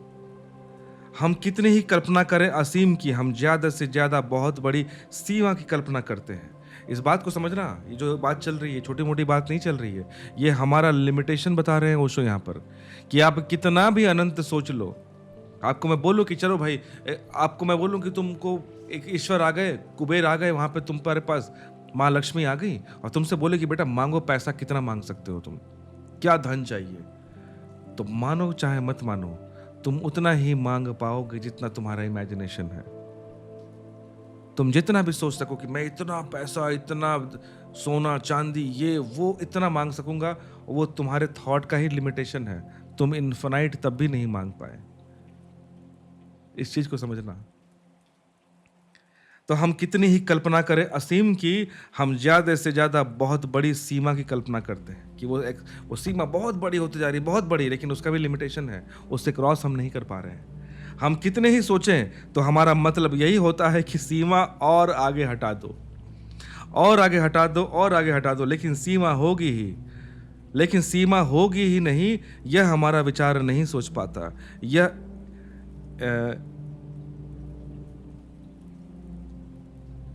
अच्छा, ये इनकंसीवेबल है, हम कंसीव नहीं कर पा रहे उस चीज को, उस थॉट को, कि उसकी कोई चिंतन नहीं है हमारी असीमता होती क्या है। तो ओशो ने एक ही बात बोली कि आपको मैं कितना भी बोलूं कि आगे जाओ और बड़ा बनाओ और बड़ा बनाओ, तो तुम हर बार क्या करोगे, जो भी तुम्हारा मेंटल है, मानते कि तुमने बोला ये चीजें मुझे चाहिए, ये चीज चाहिए, तो फिर माँ लक्ष्मी बोलें कि बस यहीं तक, तो तुम बोलो नहीं नहीं नहीं, थोड़ा सा और उसमें ऐड कर दो, बस यहीं तक, नहीं नहीं नहीं उसको और ऐड कर दो, बस यहीं तक, यही सोच पा रहे हो, नहीं ठीक है मैं इतना नहीं, और ऐड करो। तो ओवरऑल ओशो यही बता रहे हैं कि हम जो सीमा क्रिएट करेंगे, हम बार बार उस लिमिटेशन, उस सीमा, उस परिधि को ही बड़ा करते जाएंगे और उस परिधि को तोड़ नहीं पाते हैं। हमारी सोच ही उस परिधि को नहीं तोड़ पाती है। तुम अधिक से अधिक उस परिधि को बड़ा कर पाते हो। परिधि का मतलब the circumference of a circle. आप जितना बड़ा भी सर्किल बनाते जाओ, आप कभी इन्फिनाइट लेवल पर सर्किल इमेजिन नहीं कर पा रहे हो। आप जितना भी करोगे, जो बड़ा से बड़ा आपके दिमाग में आएगा कि अच्छा वो एक उसकी परिधि है, और जहां पे आपने उस सीमा दे दी, आपका लिमिटेशन आ गया। चाहे वो बहुत बड़ा हो, बहुत बड़ा हो, लेकिन उसको आपने एक सीमा से बांध दिया, क्योंकि उस सीमा के बियॉन्ड कुछ और सीमा हो ही ना, ये थॉट हमारा दिमाग क्रिएट ही नहीं कर पा रहा है। इस चीज को समझना दोस्त। तुम बड़ा से बड़ा, बहुत बड़ा सोच सकते हो, लेकिन वो भी सीमा के अंदर होगा। तो जब हम कहते हैं कि कमरे में खालीपन है, तो उसका मतलब हमारे मन में यह होता है कि कमरे में खालीपन भरा है। आप समझो कि अगर तुमने ये बात मान भी लिया कि यहां पर इस कमरे में खालीपन है, चलो मान लिया, पर यहां भी हमारा थॉट क्या आता है कि अच्छा खालीपन इस कमरे में भरा हुआ है, क्योंकि हमारा थॉट हमेशा भरने से ही जुड़ा है।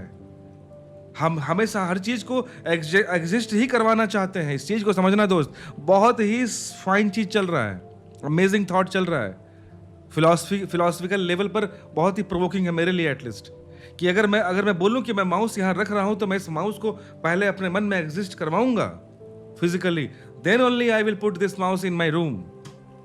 तो अगर मैंने फाइनली कन्विंस भी हो गया कि एम्प्टीनेस, चलो मैंने मान लिया एम्प्टीनेस है, वो एम्प्टी है, उसको भी मैं एम्प्टी को इस कमरे में भरना चाहूंगा। और भरने का मतलब यह है कि मैं उसके एग्जिस्टेंस की बात करने लगा, मैं उसको फिजिकल फॉर्म देने लगा। भले मैं उसको क्वांटिफाई ना कर पाऊं, मैटेरियलिस्टिकली मैं किसी टूल से ना कर दिखा पाऊं, लेकिन मेरे मन में वो एक तरह का मटेरियल बन चुका है, वो एम्प्टीनेस भी, कि कुछ है। और उसी थॉट के कारण अभी जितेंद्र जी ने के मन में जो सवाल आया था कि वो एम्प्टीनेस कंप्रेस हो जाएगा क्या, वो इसी थॉट के कारण आया कि हम अधिक से अधिक उसको भर ही पाते हैं, कि कुछ चीज अनभरा भी हो सकता है, मतलब अनफिल्ड भी हो सकता है। ये हम नहीं सोच पा रहे हैं कि वो चीज है भी नहीं, और फिर भी हम उसके होने की संभावना क्रिएट कर पा रहे हैं। हम नहीं कर पा रहे हैं। तो जब हम कहते हैं कि कमरे में खालीपन है, तो उसका मतलब हमारे मन में यह होता है कि कमरे में खालीपन भरा है। तो हम एम्प्टीनेस से भी वस्तु की तरह उपयोग करते हैं। देखो यहाँ पे क्या बोल रहे हैं उसे, तो हम एम्प्टीनेस को भी एक वस्तु की तरह उपयोग करते हैं। खालीपन भरा है, जैसे खालीपन कोई चीज हो। जब भी खालीपन का मतलब न भरा होना है, जबकि खालीपन का मतलब ही है अनफिल्ड, न भरा होना, जहां कुछ भी नहीं है। लेकिन अगर हम कुछ भी नहीं का प्रयोग करें, तो हम कुछ भी नहीं का भी वस्तु की तरह उपयोग करते हैं।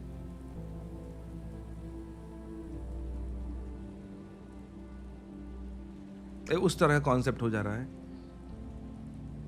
खैर कभी बाद में बात करूंगा उस पर। लेकिन अगर हम कुछ भी नहीं का प्रयोग करते हैं, कुछ भी नहीं, नथिंग, एम्प्टी, जब हम एम्प्टी का भी प्रयोग कर रहे हैं, तो उसको एक मटेरियल, एक वस्तु की तरह प्रयोग कर रहे हैं कि हम इस कुछ नहीं से, इस एम्प्टीनेस से हम भर देते हैं कमरे को। चलो मैंने सोच लिया, यही मिस्टेक हो जा रहा है। अंग्रेजी में शब्द नथिंग वह बना है नो थिंग से। नो थिंग, नो थिंग कहना हो नहीं कुछ, तो भी थिंग, वस्तु उसमें लानी पड़ती है। मतलब ओशो कह रहे हैं कि नथिंग, जो एम्प्टी नथिंग, मतलब एक नथिंग कहने के लिए भी हमें थिंग का यूज करना पड़ रहा है, कि बिना थिंग मतलब बिना वस्तु के सोचे हम नथिंग सोच नहीं पा रहे हैं। जबकि नथिंग का मतलब ही है कि वो वस्तु होनी नहीं चाहिए, लेकिन हम सोच ही नहीं पा रहे हैं। हम नथिंग का मतलब इतना सोच पा रहे हैं कि एब्सेंस ऑफ ऑब्जेक्ट। अगर मैंने कहा कि मेरे हाथ में क्या है, तो यू विल से नथिंग। आप नथिंग का मतलब इतना ही कह पा रहे हो कि नथिंग इज देयर, मतलब the absence of any object is there. Absence of any object is there, you are calling it nothing. आप नथिंग मैंने आप मतलब हम सभी की बात हो रही है। बिना वस्तु के हम सोच ही नहीं सकते, बिना स्थूल के हम सोच ही नहीं सकते, क्योंकि हमारा डिजाइन ही शायद ऐसा है, या फिर शायद ह्यूमन का एक लिमिटेशन यहीं तक आ जा रहा है कि हम इतना डेवलप हो ही नहीं पा रहे हैं। हमारा डेवलपमेंट वहीं तक अभी है। हो सकता है फ्यूचर में हम एज ए ह्यूमन हम उस चीज को क्रॉस कर पाए, पर एट द मोमेंट तो नहीं हुआ है। इसलिए कृष्ण के इस सूक्ष्म शब्द को आदमी की मजबूरी समझे। वही बोल रहा हूं कि हमारा डेवलपमेंट ही यहीं तक हुआ, क्या कर सकते हैं। इसका मतलब स्थूल का कोई अंश नहीं है, कोई वस्तु सूक्ष्म स्थूल नहीं है। कृष्ण जो बोल रहे हैं सूक्ष्म का, उसके बारे में बात हो रही है। सूक्ष्म का अर्थ है जो स्थूल नहीं है, और स्थूल क्या है? जो दिखाई पड़ता है। सूक्ष्म का अर्थ है जो स्थूल नहीं है, और स्थूल का अर्थ क्या होता है? जो दिखाई पड़ता है वह स्थूल है, ऑब्जेक्ट। स्थूल मतलब समथिंग, एनीथिंग मेटेरियलिस्टिक, जो दिखाई पड़ता है, जो भी चीजें, मतलब इवन माइक्रोस्कोपिक लेवल पर जो दिखता है वो भी स्थूल ही है। एक सेल जो हमें नेकेड आई से नहीं दिखता, बट स्टिल माइक्रोस्कोप के थ्रू देख सकते हैं आप, या फिर जो टेलीस्कोप के थ्रू बहुत चीजें, बहुत दूर की चीज हम देख पा रहे हैं। एवरीथिंग, सब चीज स्थूल है। जो दिखाई पड़ता है वह स्थूल है, ऑब्जेक्ट है। जो स्पर्श में आता है वह स्थूल है, ऑब्जेक्ट है, वस्तु है। जो सुनाई पड़ता है वह स्थूल है, ऑब्जेक्ट है। असल में जो इंद्रियों के पकड़ में आता है वही ऑब्जेक्ट है, वही स्थूल है, इसके अलावा और कुछ नहीं है। और हम कह रहे हैं ना, जो ओशो कहते हैं कि हमारी मजबूरी है, वो मजबूरी किस चीज़ की है? हमारे इंद्रियों की मजबूरी है, हमारे इंद्रियों का लिमिटेशन है, उस चीज़ को वो परसीव नहीं कर पा रहा है। हमारे बॉडी, ये कह सकते हैं ह्यूमन, जो हम बोलते हैं ना कि वी आर वेरी एडवांस्ड, हम बहुत एडवांस्ड मशीन हैं, हम ऑलमोस्ट पिनेकल ऑफ डेवलपमेंट पर हैं, पिनेकल ऑफ इवोल्यूशन पे हैं। बट ये सब पढ़ने समझने के बाद आई डाउट इट कि अभी वो पिनेकल नहीं आया है, अभी वो टॉप मोस्ट पोजिशन नहीं आया है हम इंसानों का। फ्यूचर में आ सकता है। ऐसा भी नहीं कि आप कल बड़ी दूरबीन बना ले या फिर माइक्रोस्कोप बना ले और उसकी पकड़ में आ जाए तो वह सूक्ष्म हो जाएगा। नहीं, जो भी पकड़ में आ जाए वह स्थूल है। जो भी पकड़ में आ जाए जिस टूल के थ्रू, कैसे भी, वो सब के सब ऑब्जेक्ट है। क्योंकि दूरबीन कुछ नहीं करती, सिर्फ आपकी आंख की इंद्रियों की शक्ति बढ़ा देती है। ये तो हम जानते हैं ना। माइक्रोस्कोप क्या करता है? बस उस चीज को समझ लो कि हमने एक माइक्रोस्कोप आंखों में अपने आंखों की कैपेबिलिटी बढ़ा ली, और कुछ नहीं किया हमने। आपकी आंख ही जैसी है और बड़ी आंख हो जाती है।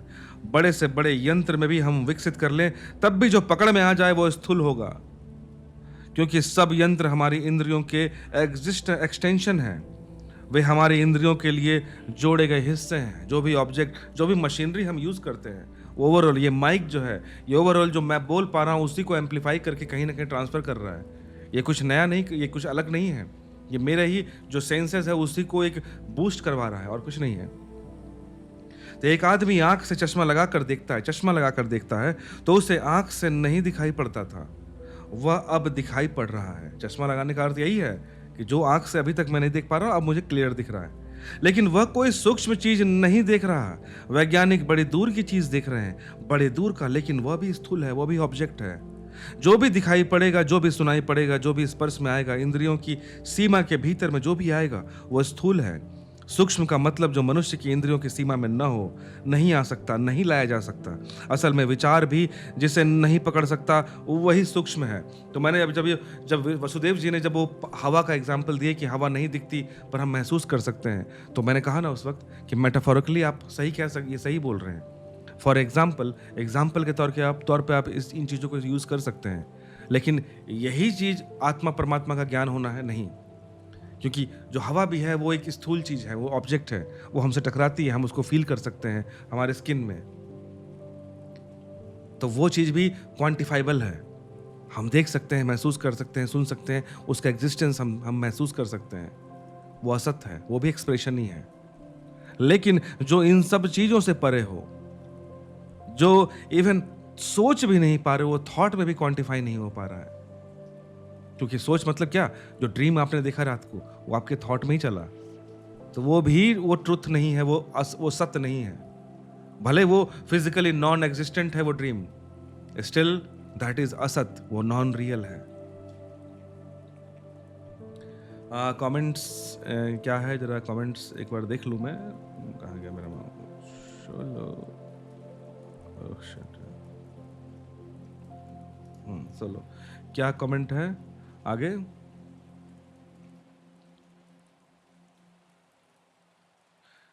वसुदेव कहते हैं कि जिस तरह अलग अलग नाम होते हैं लेकिन वह तो एक ही है उसी तरह। एब्सोल्युटली, आप बिल्कुल सही चीज पकड़ रहे हैं। कॉन्ग्रेचुलेशंस, आपके पास वो ऑलरेडी, वो वसुदेव जी आपके पास वो कीन ऑब्जर्वेशन पावर ईश्वर की तरफ से मिला हुआ है। कॉन्ग्रेचुलेशंस। जितेंद्र जी बोलते हैं ब्रह्मांड में जो कुछ भी है वो सीमित है, ना बढ़ सकता है ना घट सकता है। एब्सोल्युटली, तभी तो उसी की तो बात हो रही है जितेंद्र जी, कि जो भी चीज़ आप सोच सकते हो, इमेजिन कर सकते हो, देख सकते हो, छू सकते हो, सुन सकते हो, स्पर्श कर सकते हो अपनी इंद्रियों के थ्रू, वो सभी सीमित है। उसका एक लिमिट, आप ब्रह्मांड कितना भी बड़ा सोच लो, हम इस गैलेक्सी से उस गैलेक्सी चले जाएं, जहाँ भी चले जाएं, उसकी सीमा है, सीमा में बंदी है। तभी ना हम कह रहे हैं कि दुनिया में जो भी चीज़ें हैं सभी का कुछ एक्सप्रेशन है। ये ब्रह्मांड भी कल नहीं था। जो बिग बैंग थ्योरी वगैरह है, मैं वो तो डिटेल में मैंने रिसर्च नहीं किया, मैं पढ़ूंगा फ्यूचर में, तो उसका साइंटिफिक एस्पेक्ट के बारे में भी डिस्कशन कर सकूंगे। लेकिन वो भी एक समय नहीं था, आज है कल शायद ना हो। बहुत सारे जो तारे, हम जानते हैं कि तारे कभी थे, वो आज नहीं है, खत्म हो चुके हैं। वसुदेव जी बोलते हैं कि जिस तरह एक मेढक कुएं के अंदर समझता है कि वही समुद्र है, लेकिन उसने अभी तक करेक्ट समुद्र देखा ही नहीं। एब्सोल्युटली, हमें लगता है कि ये हमारी एक सीमा है, हम उसी में हर कुछ है, लेकिन बिल्कुल सूक्ष्म का बड़ा हो जाना उससे स्थूल कर देगा क्या? सूक्ष्म का बड़ा हो जाना, सूक्ष्म कभी बड़ा नहीं होता, बस आपके सेंसेस में आ जाता है जितेंद्र जी। जैसे फॉर एग्जांपल, जैसे जब एक सेल का एग्जांपल लेता हूँ या एटम मॉलिक्यूल जो भी है, मैं सेल इसलिए बार बार लेता हूँ कि ये माइक्रोस्कोप के द्वारा एब्सोल्युटली देखा जा चुका है। तो एक सेल है, वो बहुत सूक्ष्म है, पर जिस दिन आपने देख लिया किसी टूल के, किसी यंत्र के थ्रू, तो आपने क्या किया, आपने उसको महसूस कर लिया है, उसके एग्जिस्टेंस को आपने अपने सेंसेस के थ्रू परसीव कर लिया है। अब परसीव एक बार जब जो चीज हो गया, उसकी एक सीमा आपने निर्धारित कर दी, क्योंकि किसी चीज को देखना ही एक सीमा है ना। असीम को आप देख सकते हैं क्या? आप किसी चीज को परफेक्टली देख पा रहे हैं, मतलब उसका एंड तक आप देख लिए, तभी तो आप उसको बोल पा रहे हैं कि अच्छा मैंने ये चीज देखा। आपको जब मैं ये दिखाता हूं, ये पेन, आप इस पेन का चारों ओर जो भी इसका डायमेंशन है, आपने वो परफेक्टली देख लिया, तभी आप बोल पा रहे हो ये पेन है। अगर मैं कुछ आपको ऐसा दिखा दूं अभी कैमरे पे, जो इस स्क्रीन के मॉनिटर के पूरा बाहर जा रहा है, एक छोटा सा पार्ट खाली आपको दिख रहा है, आप नहीं कैच कर पाओगे कि मैं क्या दिखा रहा हूं, अनलेस अनटिल आप उसकी सीमा को ना देख पाए। तो किसी भी चीज को हम तभी आइडेंटिफाई कर पाते हैं, समझ पाते हैं, जब उसकी हम सीमा को देख पाते हैं। तो सूक्ष्म का बड़ा हो जाना उसे स्थूल कर देगा। सूक्ष्म खुद में स्थूल है, उसके बड़ा होने की जरूरत ही नहीं है। और बड़ा छोटा तो एक रिलेटिव चीज है। जो चीज आपके लिए सूक्ष्म है, वो माइक्रो जो कीटाणु वगैरह होते हैं ना, जो हमारे स्किन पे, बॉडी पे हमेशा है, उनके लिए वो बहुत बड़ी चीज है, उसके लिए बड़ा बड़ा ऑब्जेक्ट है। आप अगर आजकल मॉडर्न आप बहुत सारे वीडियोस देखिएगा कि हमारे स्किन पे छोटे छोटे ऐसे माइक्रोब्स घूमते रहते हैं, जो एकदम छोटे एकदम। उनके लिए तो आपका स्किन का सेल भी बहुत बड़ा है, उसके लिए तो मेरे ख्याल से 1 महीना खाना है, वो खा रहा है आराम से बैठकर। तो वो तो रिलेटिव चीज है। वसुदेव जी बोलते हैं फिर तो पानी के भी सेल्स होते होंगे। पानी वाटर आप बोल रहे हैं, तो वाटर के मॉलिक्यूल्स तो होते ही हैं। सेल्स मतलब समझो भाई, जो हमारे बॉडी ऑर्गन है उसके सबसे छोटे पार्ट को, the smallest unit of life, उसको हमने सेल दिया है, छोटे छोटे सेल्स, वो लिविंग ऑर्गन के लिए। लेकिन जो आप पानी के लिए बोल रहे हैं, पानी के लिए तो मॉलिक्यूल्स होते ही हैं, H2O जिसको बोलते हैं, मॉलिक्यूल्स हैं, एटम है, और उसके अंदर भी और बहुत सारी चीजें हैं उसमें। तो फिर ये तो सर्वज्ञ चीज हो गया, ये तो हर कोई जान रहा है कि हाँ ये चीजें हैं। ठीक है, तो अब हम आगे देखते हैं। कोई अब तो कमेंट है नहीं, चलो। आई होप आपको कैच हो रहा हो क्या चल रहा है, वो इंपॉर्टेंट वो है।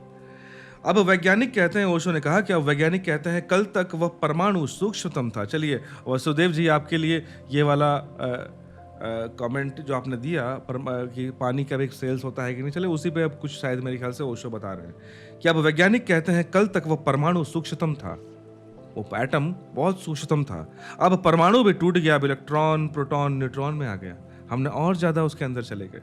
अब वैज्ञानिक कहते हैं कि वह सर्वाधिक सूक्ष्म है क्योंकि अब वे दिखाई पड़ने के बाहर हो गए हैं, क्योंकि अब वे दिखाई पड़ने के बाहर हो गए। बाहर हो गए क्या? मैंने इलेक्ट्रॉन प्रोटॉन न्यूट्रॉन अब वो हमें दिखाई से नहीं जा रहे, मतलब उस एटम के अंदर भी चले गए, उसके अंदर भी देख पा रहे हैं, और भी मालूम पड़ रहा है कुछ और भी चीजें हैं जो दिखाई नहीं दे रहा है। अब अनुमान का ही मामला है, जो चीज हमें दिखाई नहीं देता हम उसके भी अंदर जा चुके हैं आज के मॉडर्न टाइम में, पर एक समय के बाद वो भी उसके बियॉन्ड हम नहीं देख पा रहे हैं, उसके बाद हम गेस करना शुरू करते हैं, अनुमान लगाना शुरू करते हैं। अब अनुमान का ही मामला है, लेकिन जो अनुमान में भी आता हो वह अभी सूक्ष्म नहीं है, क्योंकि अनुमान भी मनुष्य के विचार का हिस्सा है। और एक बात मैं कह देता हूं जितेंद्र जी, आपने जो प्रश्न अभी किया थे, जो सूक्ष्म है, सूक्ष्म दो तरीके से यूज हो रहा है, एक कृष्ण ने जो सूक्ष्म यूज किया वो, और एक जो हम अपने समाज में सूक्ष्म यूज करते हैं वो।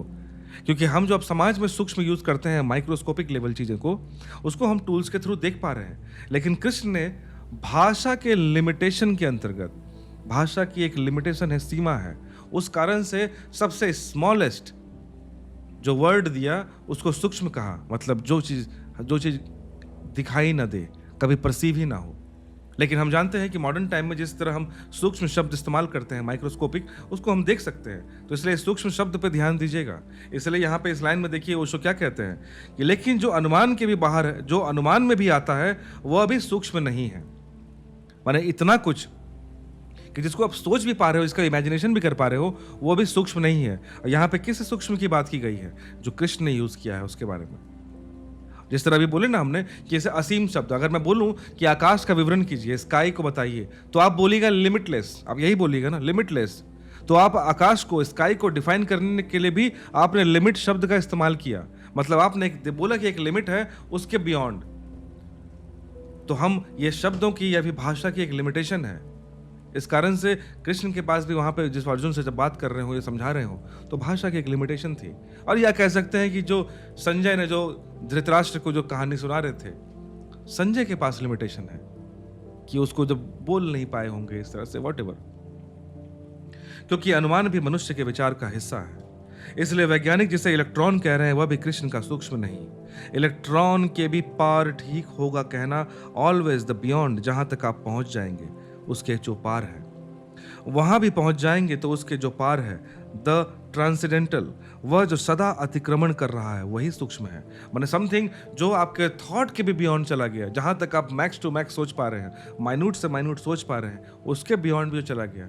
मतलब सिंपल समझ लीजिए, जो भी आपने सोच लिया उसके बियॉन्ड, जहां तक आप सोच पाए उसके बियॉन्ड। तो पार होना ही जिसका गुण हो, आप जहां तक पकड़ पाते हो उसके पार सदा शेष रह जाता है, सदा ही शेष रह जाता है और रह जाएगा, उसी को एम्प्टीनेस कहते हैं ना। ठीक से समझ लेना उचित होगा। हमारे पास दो शब्द हैं, अज्ञात, अननोन। अज्ञात मतलब अननोन, एक शब्द ये है, अज्ञेय, अननोएबल, दूसरा शब्द ये है। कौन सा दो शब्द है? अज्ञात और अज्ञेय। अज्ञात मतलब होता है जो अननोन है, अभी हमें नहीं पता, और एक अज्ञेय है जो अननोएबल है, जिसके बारे में जाना ही नहीं जा सकता। अज्ञात मतलब क्या है कि कुछ है, जैसे फॉर एग्जांपल आप एक शहर में गए, उस शहर में कौन से अच्छे रेस्टोरेंट हैं, that thing could be unknown to you, that thing could be unknown to you, कि अभी तक आपके लिए वो अज्ञात है, पर आप उसको आज न तो कल पता कर लोगे कहीं ना कहीं से। और एक दूसरा है अज्ञेय, मतलब अननोएबल। ये कौन है? जिसको आप जान ही नहीं सकते, आपके बुद्धि की सीमा के परे है वो, क्योंकि आप वही चीज जान सकते हो जिसको आपकी बुद्धि दिखा सकती है, उस बुद्धि के परे आप नहीं जा सकते। तो सवाल यही है कि वो अज्ञेय क्या है, वो अननोएबल क्या है? अननोएबल वही है जहां आपकी बुद्धि की, जहां आपके प्रज्ञा की सीमा आ जाती है, आपके इंटेलेक्ट की जहां सीमा आती है, वही अज्ञेय हो जाता है। उस सीमा के बियॉन्ड जो है वो अज्ञेय है। तो कृष्ण ने जिस सूक्ष्म की बात की है, याद रखिएगा, वो अननोएबल रेंज में पड़ेगा। तो ओशो कहते हैं कि साधारणतः जब हम सूक्ष्म को समझने जाते हैं तो ऐसा लगता है जो अज्ञात है, अननोन है वो। जैसे रेस्टोरेंट वाली बात कि हमें पता नहीं है लेकिन हम पता कर सकते हैं, तो हम इसको सूक्ष्म मान लेते हैं। लेकिन ओशो कह रहे हैं कि ये सूक्ष्म नहीं है। नहीं, कृष्ण उसे सूक्ष्म नहीं कह रहे, अननोन को सूक्ष्म नहीं कह रहे हैं कि जो चीज़ तुम्हें पता नहीं कल तुम्हें पता चल जाएगा, तो वो नहीं, कृष्ण उसके बारे में नहीं बात कर रहे हैं। इसमें पता होने की बात ही नहीं है। इसीलिए कहा जाता है ना कि एक परज्ञान शब्द यूज होता है। 3 लेवल हमेशा जो अष्टावक्र में ओशो ने यूज किए थे कि एक होता है अज्ञानी जिसे ज्ञान ना हो, दूसरा लेवल है ज्ञानी जिसे ज्ञान हो गया हो, और तीसरा लेवल है परज्ञानी जो ज्ञान के परे चला गया हो। मतलब जहां तक ज्ञान की औकात है, ज्ञान की सीमा है, उसके बियॉन्ड ज्ञान जा नहीं सकता, उसके बियॉन्ड आपका मस्तिष्क जा नहीं सकता। आपको पूरा का पूरा फुल पोटेंशियल भी आपने लगा दिया, जो भी फिजिकली पॉसिबल है, जो भी आपके पास है ह्यूमन लिमिटेशन, उसको भी लगा दिया, तब भी आप उसके परे वो चीज नहीं जान सकते। वो हो गया पर ज्ञान, जो ज्ञान से भी, जो ज्ञान की सीमा में भी नहीं है। वही बात यहाँ हो रही है कि अक्सर हमें लगता है कि हम सूक्ष्म अननोन को समझ लेते हैं कि अच्छा आप आज अननोन है लेकिन कल पता कर लेंगे। जैसे ही आपने उसको पता कर लिया तो आपके ज्ञान के अंतर्गत आ गया वो। तो कृष्ण जिस सूक्ष्म की बात कर रहे हैं वो उस ज्ञान के अंतर्गत रेंज में आने वाली चीज की बात नहीं कर रहे हैं। कृष्ण जिस सूक्ष्म की बात कर रहे हैं वो देखते हैं किस सूक्ष्म की बात कर रहे हैं। नहीं, कृष्ण उसे सूक्ष्म नहीं कह रहे जो आपके ज्ञान के रेंज में आ जाए, जो आज अननोन है पर कल नोन हो सकता है, आज अज्ञेय है, आज अज्ञात है, कल ज्ञात हो सकता है। उसकी बात नहीं हो रही है, क्योंकि जो अननोन है वह नोन बन सकता है, जो अज्ञात है वह कल ज्ञात हो जाएगा। वह सूक्ष्म नहीं है जिसके ज्ञात होने की अनंत में भी कभी संभावना न हो, वही सूक्ष्म है। मैंने एक ऐसा अननोन, एक ऐसा अज्ञेय जिसे कभी न जाना जा सके, वो तुम्हारे लिए सूक्ष्म है।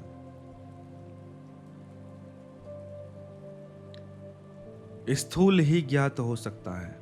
ओशो ने एक बात कही, स्थूल मतलब ऑब्जेक्ट, एक मैटेरियलिस्टिक चीजें, हम जो भी लाइफ में देखते हैं। इवन मैं आपसे कहता हूं, आपने जो भी किताबें पढ़ी हो, इवन आपने एक ऐसा नोवेल भी पढ़ा हो ना जो कि एकदम इमेजिनरी नोवेल है, आप हैरी पॉटर, ठीक है, एकदम इमेजिनरी कहानी है, लेकिन आप उस कहानी को भी तभी समझ पाए जब आपने उसको इमेजिन किया है।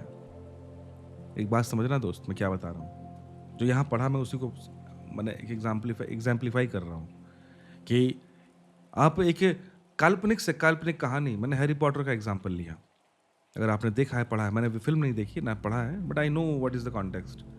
बट आप उस इमेजिनेशन जो कि एक बुक, एक स्टोरी, एक फिल्म आपको दिखाना चाह रही है, आप उस हैरी पॉटर को भी आप अपने इमेजिनेशन में क्रिएट कर पाए हो। वो किला, वो स्कूल, कॉलेज जो भी था, उसमें आपने सब कुछ इमेजिन किया है। आपके मस्तिष्क में वो चीज एग्जिस्ट करती है, जिस तरह आपके रात का स्वप्न, ड्रीम आपके ब्रेन ने इमेजिनेशन में दिया है। इन द सेम वे वो एक बिल्कुल एब्सर्ड से एब्सर्ड कहानी भी, जिसका फिजिकल एग्जिस्टेंस आपने कभी नहीं देखा, कभी नहीं सोचा, स्टिल दैट थिंग आप इमेजिन कर पाते हो। और अगर आपने इमेजिनेशन में भी ला दिया, उसको आपने क्रिएट कर दिया, वो भी सूक्ष्म नहीं है जिस सूक्ष्म की बात श्री कृष्ण करते हैं। तो अर्थात एक बात कहना चाहता हूं कि अगर आपको लगता है कि आप ईश्वर को देखे हैं, आप ईश्वर को जानते हैं, ईश्वर का रूप आप जानते हैं, तो सच्चाई ये है कि शायद आप ईश्वर से थोड़ा सा पीछे हैं, है ना?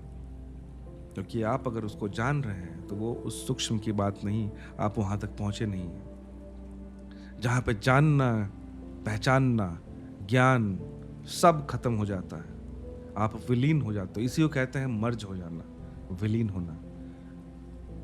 जिस तरह फॉर एग्जाम्पल हम इस एम्प्टीनेस में विलीन हैं, हमें पता नहीं है, और इस विलीनता को, इस मर्जर को आपसे मैं कितना भी बोलूं ना, आप एक्सप्लेन नहीं कर पाओगे। आपके पास शब्द नहीं होंगे, आपके पास कोई एक्सप्रेशन भी नहीं होगा, आपका कोई भाव, इमोशन भी नहीं होगा। आप इस एम्प्टीनेस में आपका मर्जर आप मुझे प्रूफ कर सकेगा, बता सके, प्रूफ छोड़िए, उसके बारे में कुछ बोल भी सको। तो यही एक्सपीरियंस है जो परमात्मा से हमारा मिलन है, जिससे वास्तव में कनेक्शन है। अगर आप उसको शब्द दे पा रहे हैं कि वो ऐसा होगा, ये होगा, ये होगा, ये दिव्य रूप, ये रूप, तो ये बात समझ लीजिए, ठीक है, दैट इज योर इमेजिनेशन, आपने क्रिएट किया, बट वो भी सत्य से, वो उस सूक्ष्म से, द अल्टीमेट ट्रुथ से वो पीछे है, अभी भी आप वहां नहीं पहुंचे हो। इसलिए दाओ ने जब ये कहा कि आप जैसे ही आपने दाओ फिलोसफी, ताओ ते चिंग जो बुक है, उसमें जो पहला सूत्र है उसमें यही है कि जैसे ही तुमने उसे नाम दिया, जैसे ही तुमने उसे आकार दिया, वो तुमने खो दिया उसे। किसे? द ट्रुथ को। ताओ ते चिंग जिंदगी भर वो किताब नहीं लिखना चाहते थे। आपने कहानी अगर पढ़ी हो, चीन के राजा ने कहा कि तुम्हें ये किताब लिखनी पड़ेगी। वो बोला कि मैं कैसे लिखूं? मेरे से पहले भी बहुत लोगों ने वो किताबें लिखी हैं सत्य के बारे में, उस परमात्मा के बारे में, पर कोई नहीं लिख पाया।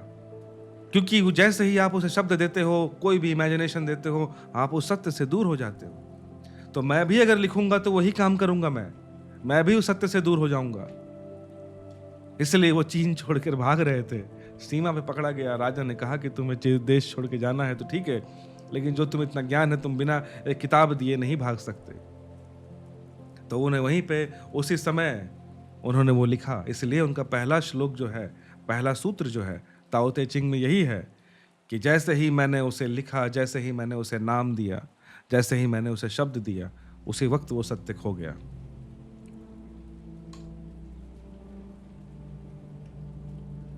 है ना? तो इस ओशो कहते हैं कि स्थूल ही ज्ञात हो सकता है। इसके अलावा आप जो भी सोच रहे हैं कि मुझे ये ज्ञान हो गया, मेरे को ये जान चुका हूँ, मैं ये ईश्वर के बारे में जान चुका हूँ, ये मैं इमेजिनेशन हो गया, ऐसा होगा, तो याद रखना आप एक ऑब्जेक्ट को ही इमेजिन कर पा रहे हो। आप एक नॉन ऑब्जेक्ट को इमेजिन नहीं कर पा रहे हो। आप स्थूल को ही, एक वस्तु को ही इमेजिन कर पा रहे हो। या तो देखे हो और नहीं देखे हो तो आप इमेजिन कर पा रहे हो। इसके बियॉन्ड आप जा ही नहीं सकते। आप कितना भी बोल लो कि नहीं मैं ये कर लिया हूँ, ठीक है, लेकिन ट्रूथ इज समथिंग एल्स। स्थूल ही ज्ञात हो सकता है, आज ना हो कल हो जाए। इसलिए मैं आगे बढ़ने से पहले कहता हूँ, रामकृष्ण परमहंस जी के पास जब विवेकानंद गए थे तो रामकृष्ण परमहंस जी ने एक बात साफ साफ कह दी विवेकानंद को कि बेटा, जब तक तू खुद ना जान लेना तब तक मत मानना। क्योंकि तू अगर जब मानेगा तो आप किसी की बात तुम मानोगे, या तो किसी शास्त्र की बात मानोगे, किसी किताब की बात मानोगे, किसी गुरु की बात मानोगे, किसी ना किसी की बात मान रहे हो। लेकिन जिस दिन तुम जानोगे, उस दिन तुम्हें कुछ बोलने की जरूरत ही नहीं होगी। उस दिन तुम्हें खुद ऐसा साक्षात्कार हो जाएगा। क्योंकि जिस दिन तुम्हारा हो गया, मिलन हो गया उससे, तुम भी नहीं बता पाओगे किसी को कि वो क्या है। दिक्कत ये है। इसलिए कोई तुम्हें अगर बता रहा है कि ये है वो है, कितनी भी थ्योरी हो, कितना भी आपको लगता है कॉम्प्लिकेटेड से कॉम्प्लिकेटेड थ्योरी, वो सब के सब एक मेंटल, एक इंटेलेक्चुअल ऑर्गेजम है और कुछ नहीं। हम सिर्फ वही किए जा रहे हैं और कुछ नहीं। स्थूल ही ज्ञात हो सकता है, आज ना हो कल हो जाएगा, कल ना हो कभी हो जाएगा, लेकिन जो भी ज्ञात हो सकता है वो स्थूल है। जो ज्ञात हो ही नहीं सकता, जो सदा ही ज्ञान के बाहर छूट जाता है, जो सदा ही जानने की पकड़ से बाहर रह जाता है, अननोएबल, अज्ञेय रह जाता है, नहीं जाना ही नहीं जा सकता, वही सूक्ष्म है। और इसी सूक्ष्म की बात कृष्ण करते हैं। इसलिए सूक्ष्म का मतलब ऐसा नहीं कि हमारे पास अच्छे उपकरण हो गए तो हम उसे जान लेंगे। नो, जैसे ही आपने जान लिया, आपने कोई भी चीज, इमेज उतार लिया, कोई फ्रीक्वेंसी उतार लिया, what ever tool you have used and you have quantified that thing. Quantify मतलब केवल मेजर करना नहीं होता है। क्वांटिफाई मतलब किसी भी फॉर्म में आपने उसको एग्जिस्टेंस में ला दिया, और वैसा एग्जिस्टेंस जिसमें हम अपने सेंसेस के थ्रू उसको परसीव कर सकें, किसी टूल के through, what ever. That point वो सूक्ष्म नहीं रह जाता। लोग पूछते हैं कि क्या विज्ञान कभी परमात्मा को जान पाएगा? जिसे भी विज्ञान जान लेगा वह परमात्मा नहीं होगा, क्योंकि परमात्मा से अर्थ ही है जो जानने की पकड़ में ना आए। किसी दिन विज्ञान की प्रयोगशाला अगर परमात्मा को पकड़ लेगी तो वह पदार्थ हो जाएगा उस दिन। असल में जहां तक परमात्मा पकड़ में आता है उसी का नाम पदार्थ है, और यहां परमात्मा पकड़ में नहीं आता, वही परमात्मा है, परमात्मा, परे। सूक्ष्म का कृष्ण का अर्थ ठीक से ख्याल में लेना जरूरी है। इसलिए बार बार मैं बोल रहा हूँ कि इसी सूक्ष्म की बात कृष्ण कर रहे हैं, इसी सूक्ष्म की बात कृष्ण कर रहे हैं। और जो हमारी बोलचाल की भाषा में जो सूक्ष्म है वो अलग यूज करते हैं हम, लेकिन जिस सूक्ष्म की बात कृष्ण कर रहे हैं वो सूक्ष्म अलग है। सूक्ष्म का कृष्ण का अर्थ ठीक से ख्याल करना जरूरी है, ओशो कहते हैं, क्योंकि जो सूक्ष्म है वही सत्य है, जो पकड़ में आ जाता है वो असत हो जाता है। वह आज होगा कल नहीं होगा, जो पकड़ में आता नहीं वही सत्य है। क्योंकि जिस चीज़ को हमने सेंसेस के थ्रू देख लिया, जान लिया, सोच लिया, वो आज होगा कल नहीं होगा। आप बोलोगे कि भाई जो चलो मान लिया जो एग्जिस्टेंस मटेरियलिस्टिक चीज़ है ये आज है, ये कल नहीं था, आज है कल नहीं होगा, मैंने मान लिया। फिर आप बोलोगे ना कि ये ड्रीम ये तो कोई ऑब्जेक्ट नहीं है, ये तो कोई ऑब्जेक्ट नहीं है, स्थूल नहीं है। लेकिन याद रखना वो ड्रीम भी आपके थॉट में है, आपने उसे क्रिएट किया। वो एक समय वो ड्रीम नहीं था, आपने क्रिएट किया और एक दिन वो ड्रीम नहीं होगा, आप उसे ख़त्म कर चुके रहोगे, आपके साथ वो भी ख़त्म हो जाएगा, तो वो भी टेम्पररी है। एक कमरे में हम जाएं, वहाँ फूल रखा है, फूल सुबह ठीक है, सांझ मुरझा जाएगा। उसी फूल के नीचे शंकर जी की पिंडी रखी है, पत्थर रखा है, स्टोन, शिवलिंग जिसे बोलते हैं। वह सुबह भी था, सांझ भी होगा, लेकिन 100 वर्ष बाद, 200 वर्ष बाद, 300 वर्ष बाद, 1000 वर्ष बाद वह पत्थर भी बिखर जाएगा। फूल एक दिन में बिखर गया, पत्थर था, हजारों वर्ष लगे उसे बिखरने में। इससे अंतर नहीं पड़ता। कमरे में सिर्फ एक चीज है जो नहीं बिखरेगी, वह है कमरापन, वह है उसका खालीपन, रूमनेस। वह जो खालीपन है वह भरा नहीं बिखरेगा, वही केवल नहीं बिखरेगा, वही सूक्ष्म है, वही सत्य है।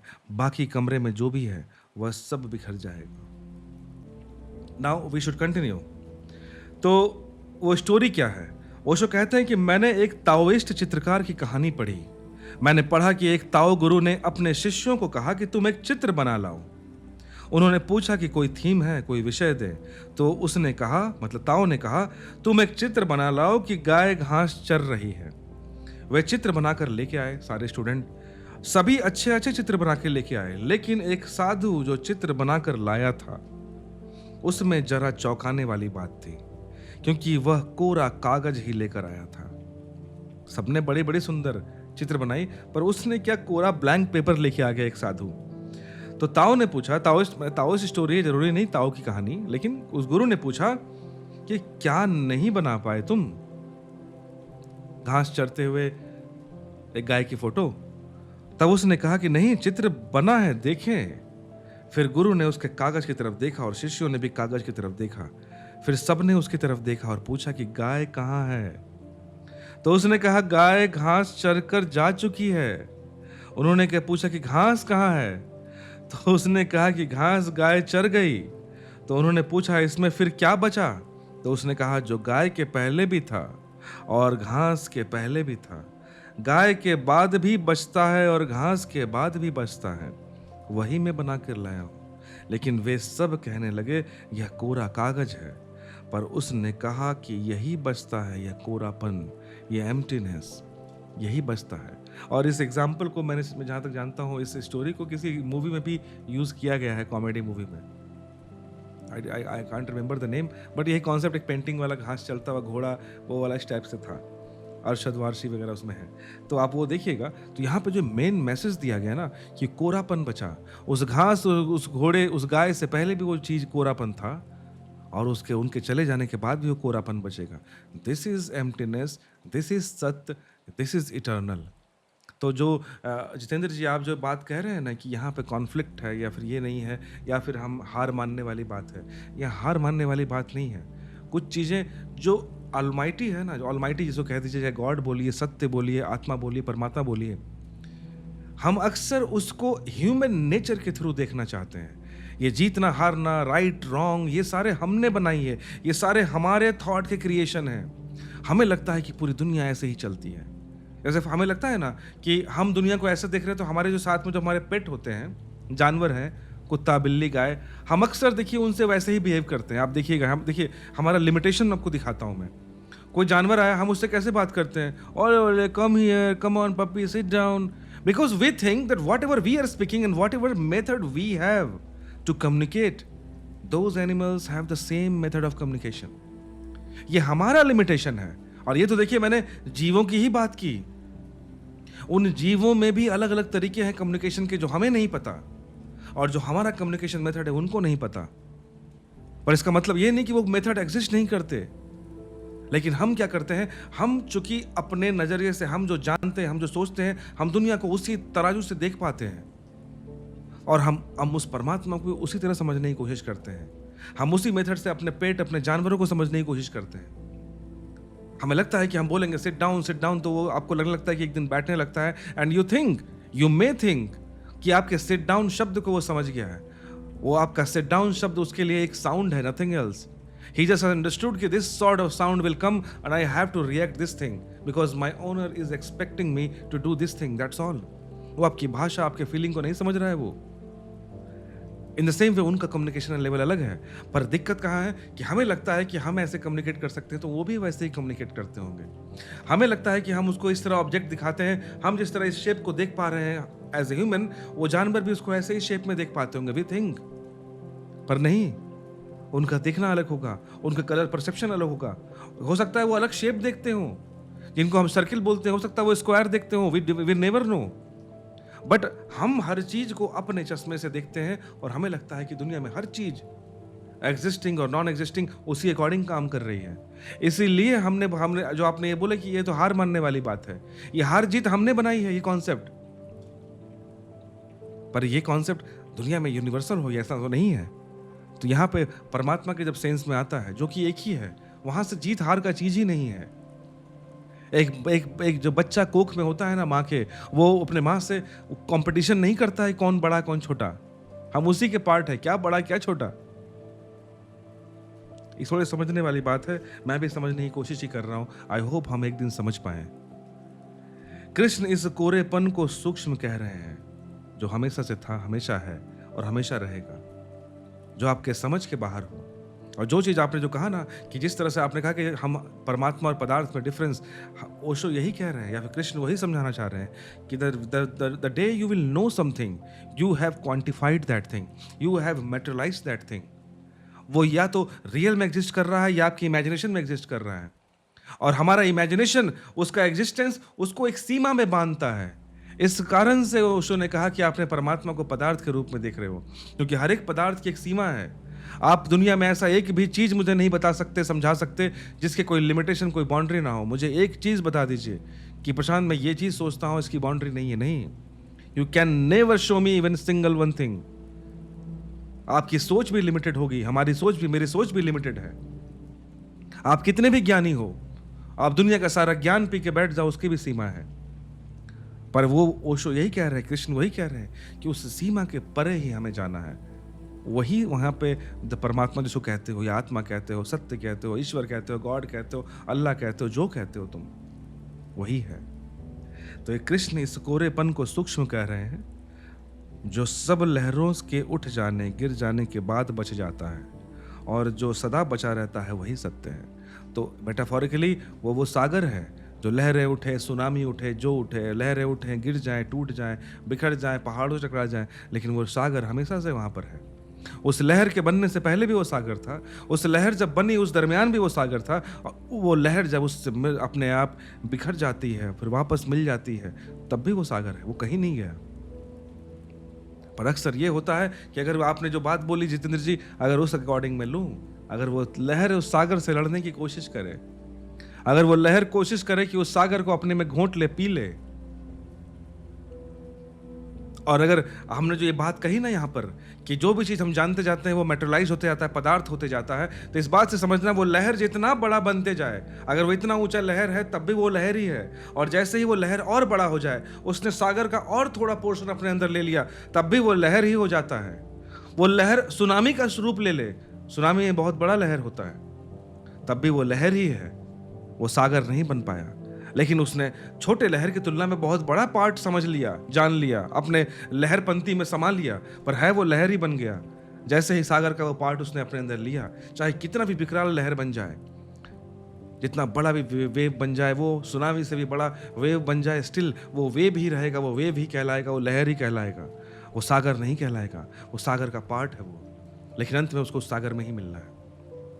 तो यहाँ पे हार जीत की, अगर वो लहर कोशिश करे उस सागर को हराने की, जीतने की, नहीं, वो लहर कभी नहीं समझ सकता उस सागर को। लहर सिर्फ एक काम कर सकता है कि उसको उसमें विलीन हो जाना पड़ेगा, और वो एक दिन जानेगा कि जिसको मैं समझने की कोशिश कर रहा था, जिसको जानने की कोशिश कर रहा था, दरअसल वो मैं ही हूं। मैं खुद को ही समझने की कोशिश कर रहा था, मैं खुद को ही जानने की कोशिश कर रहा था। और यहां पे आज का जो सेशन था वो मेरा खत्म हो गया।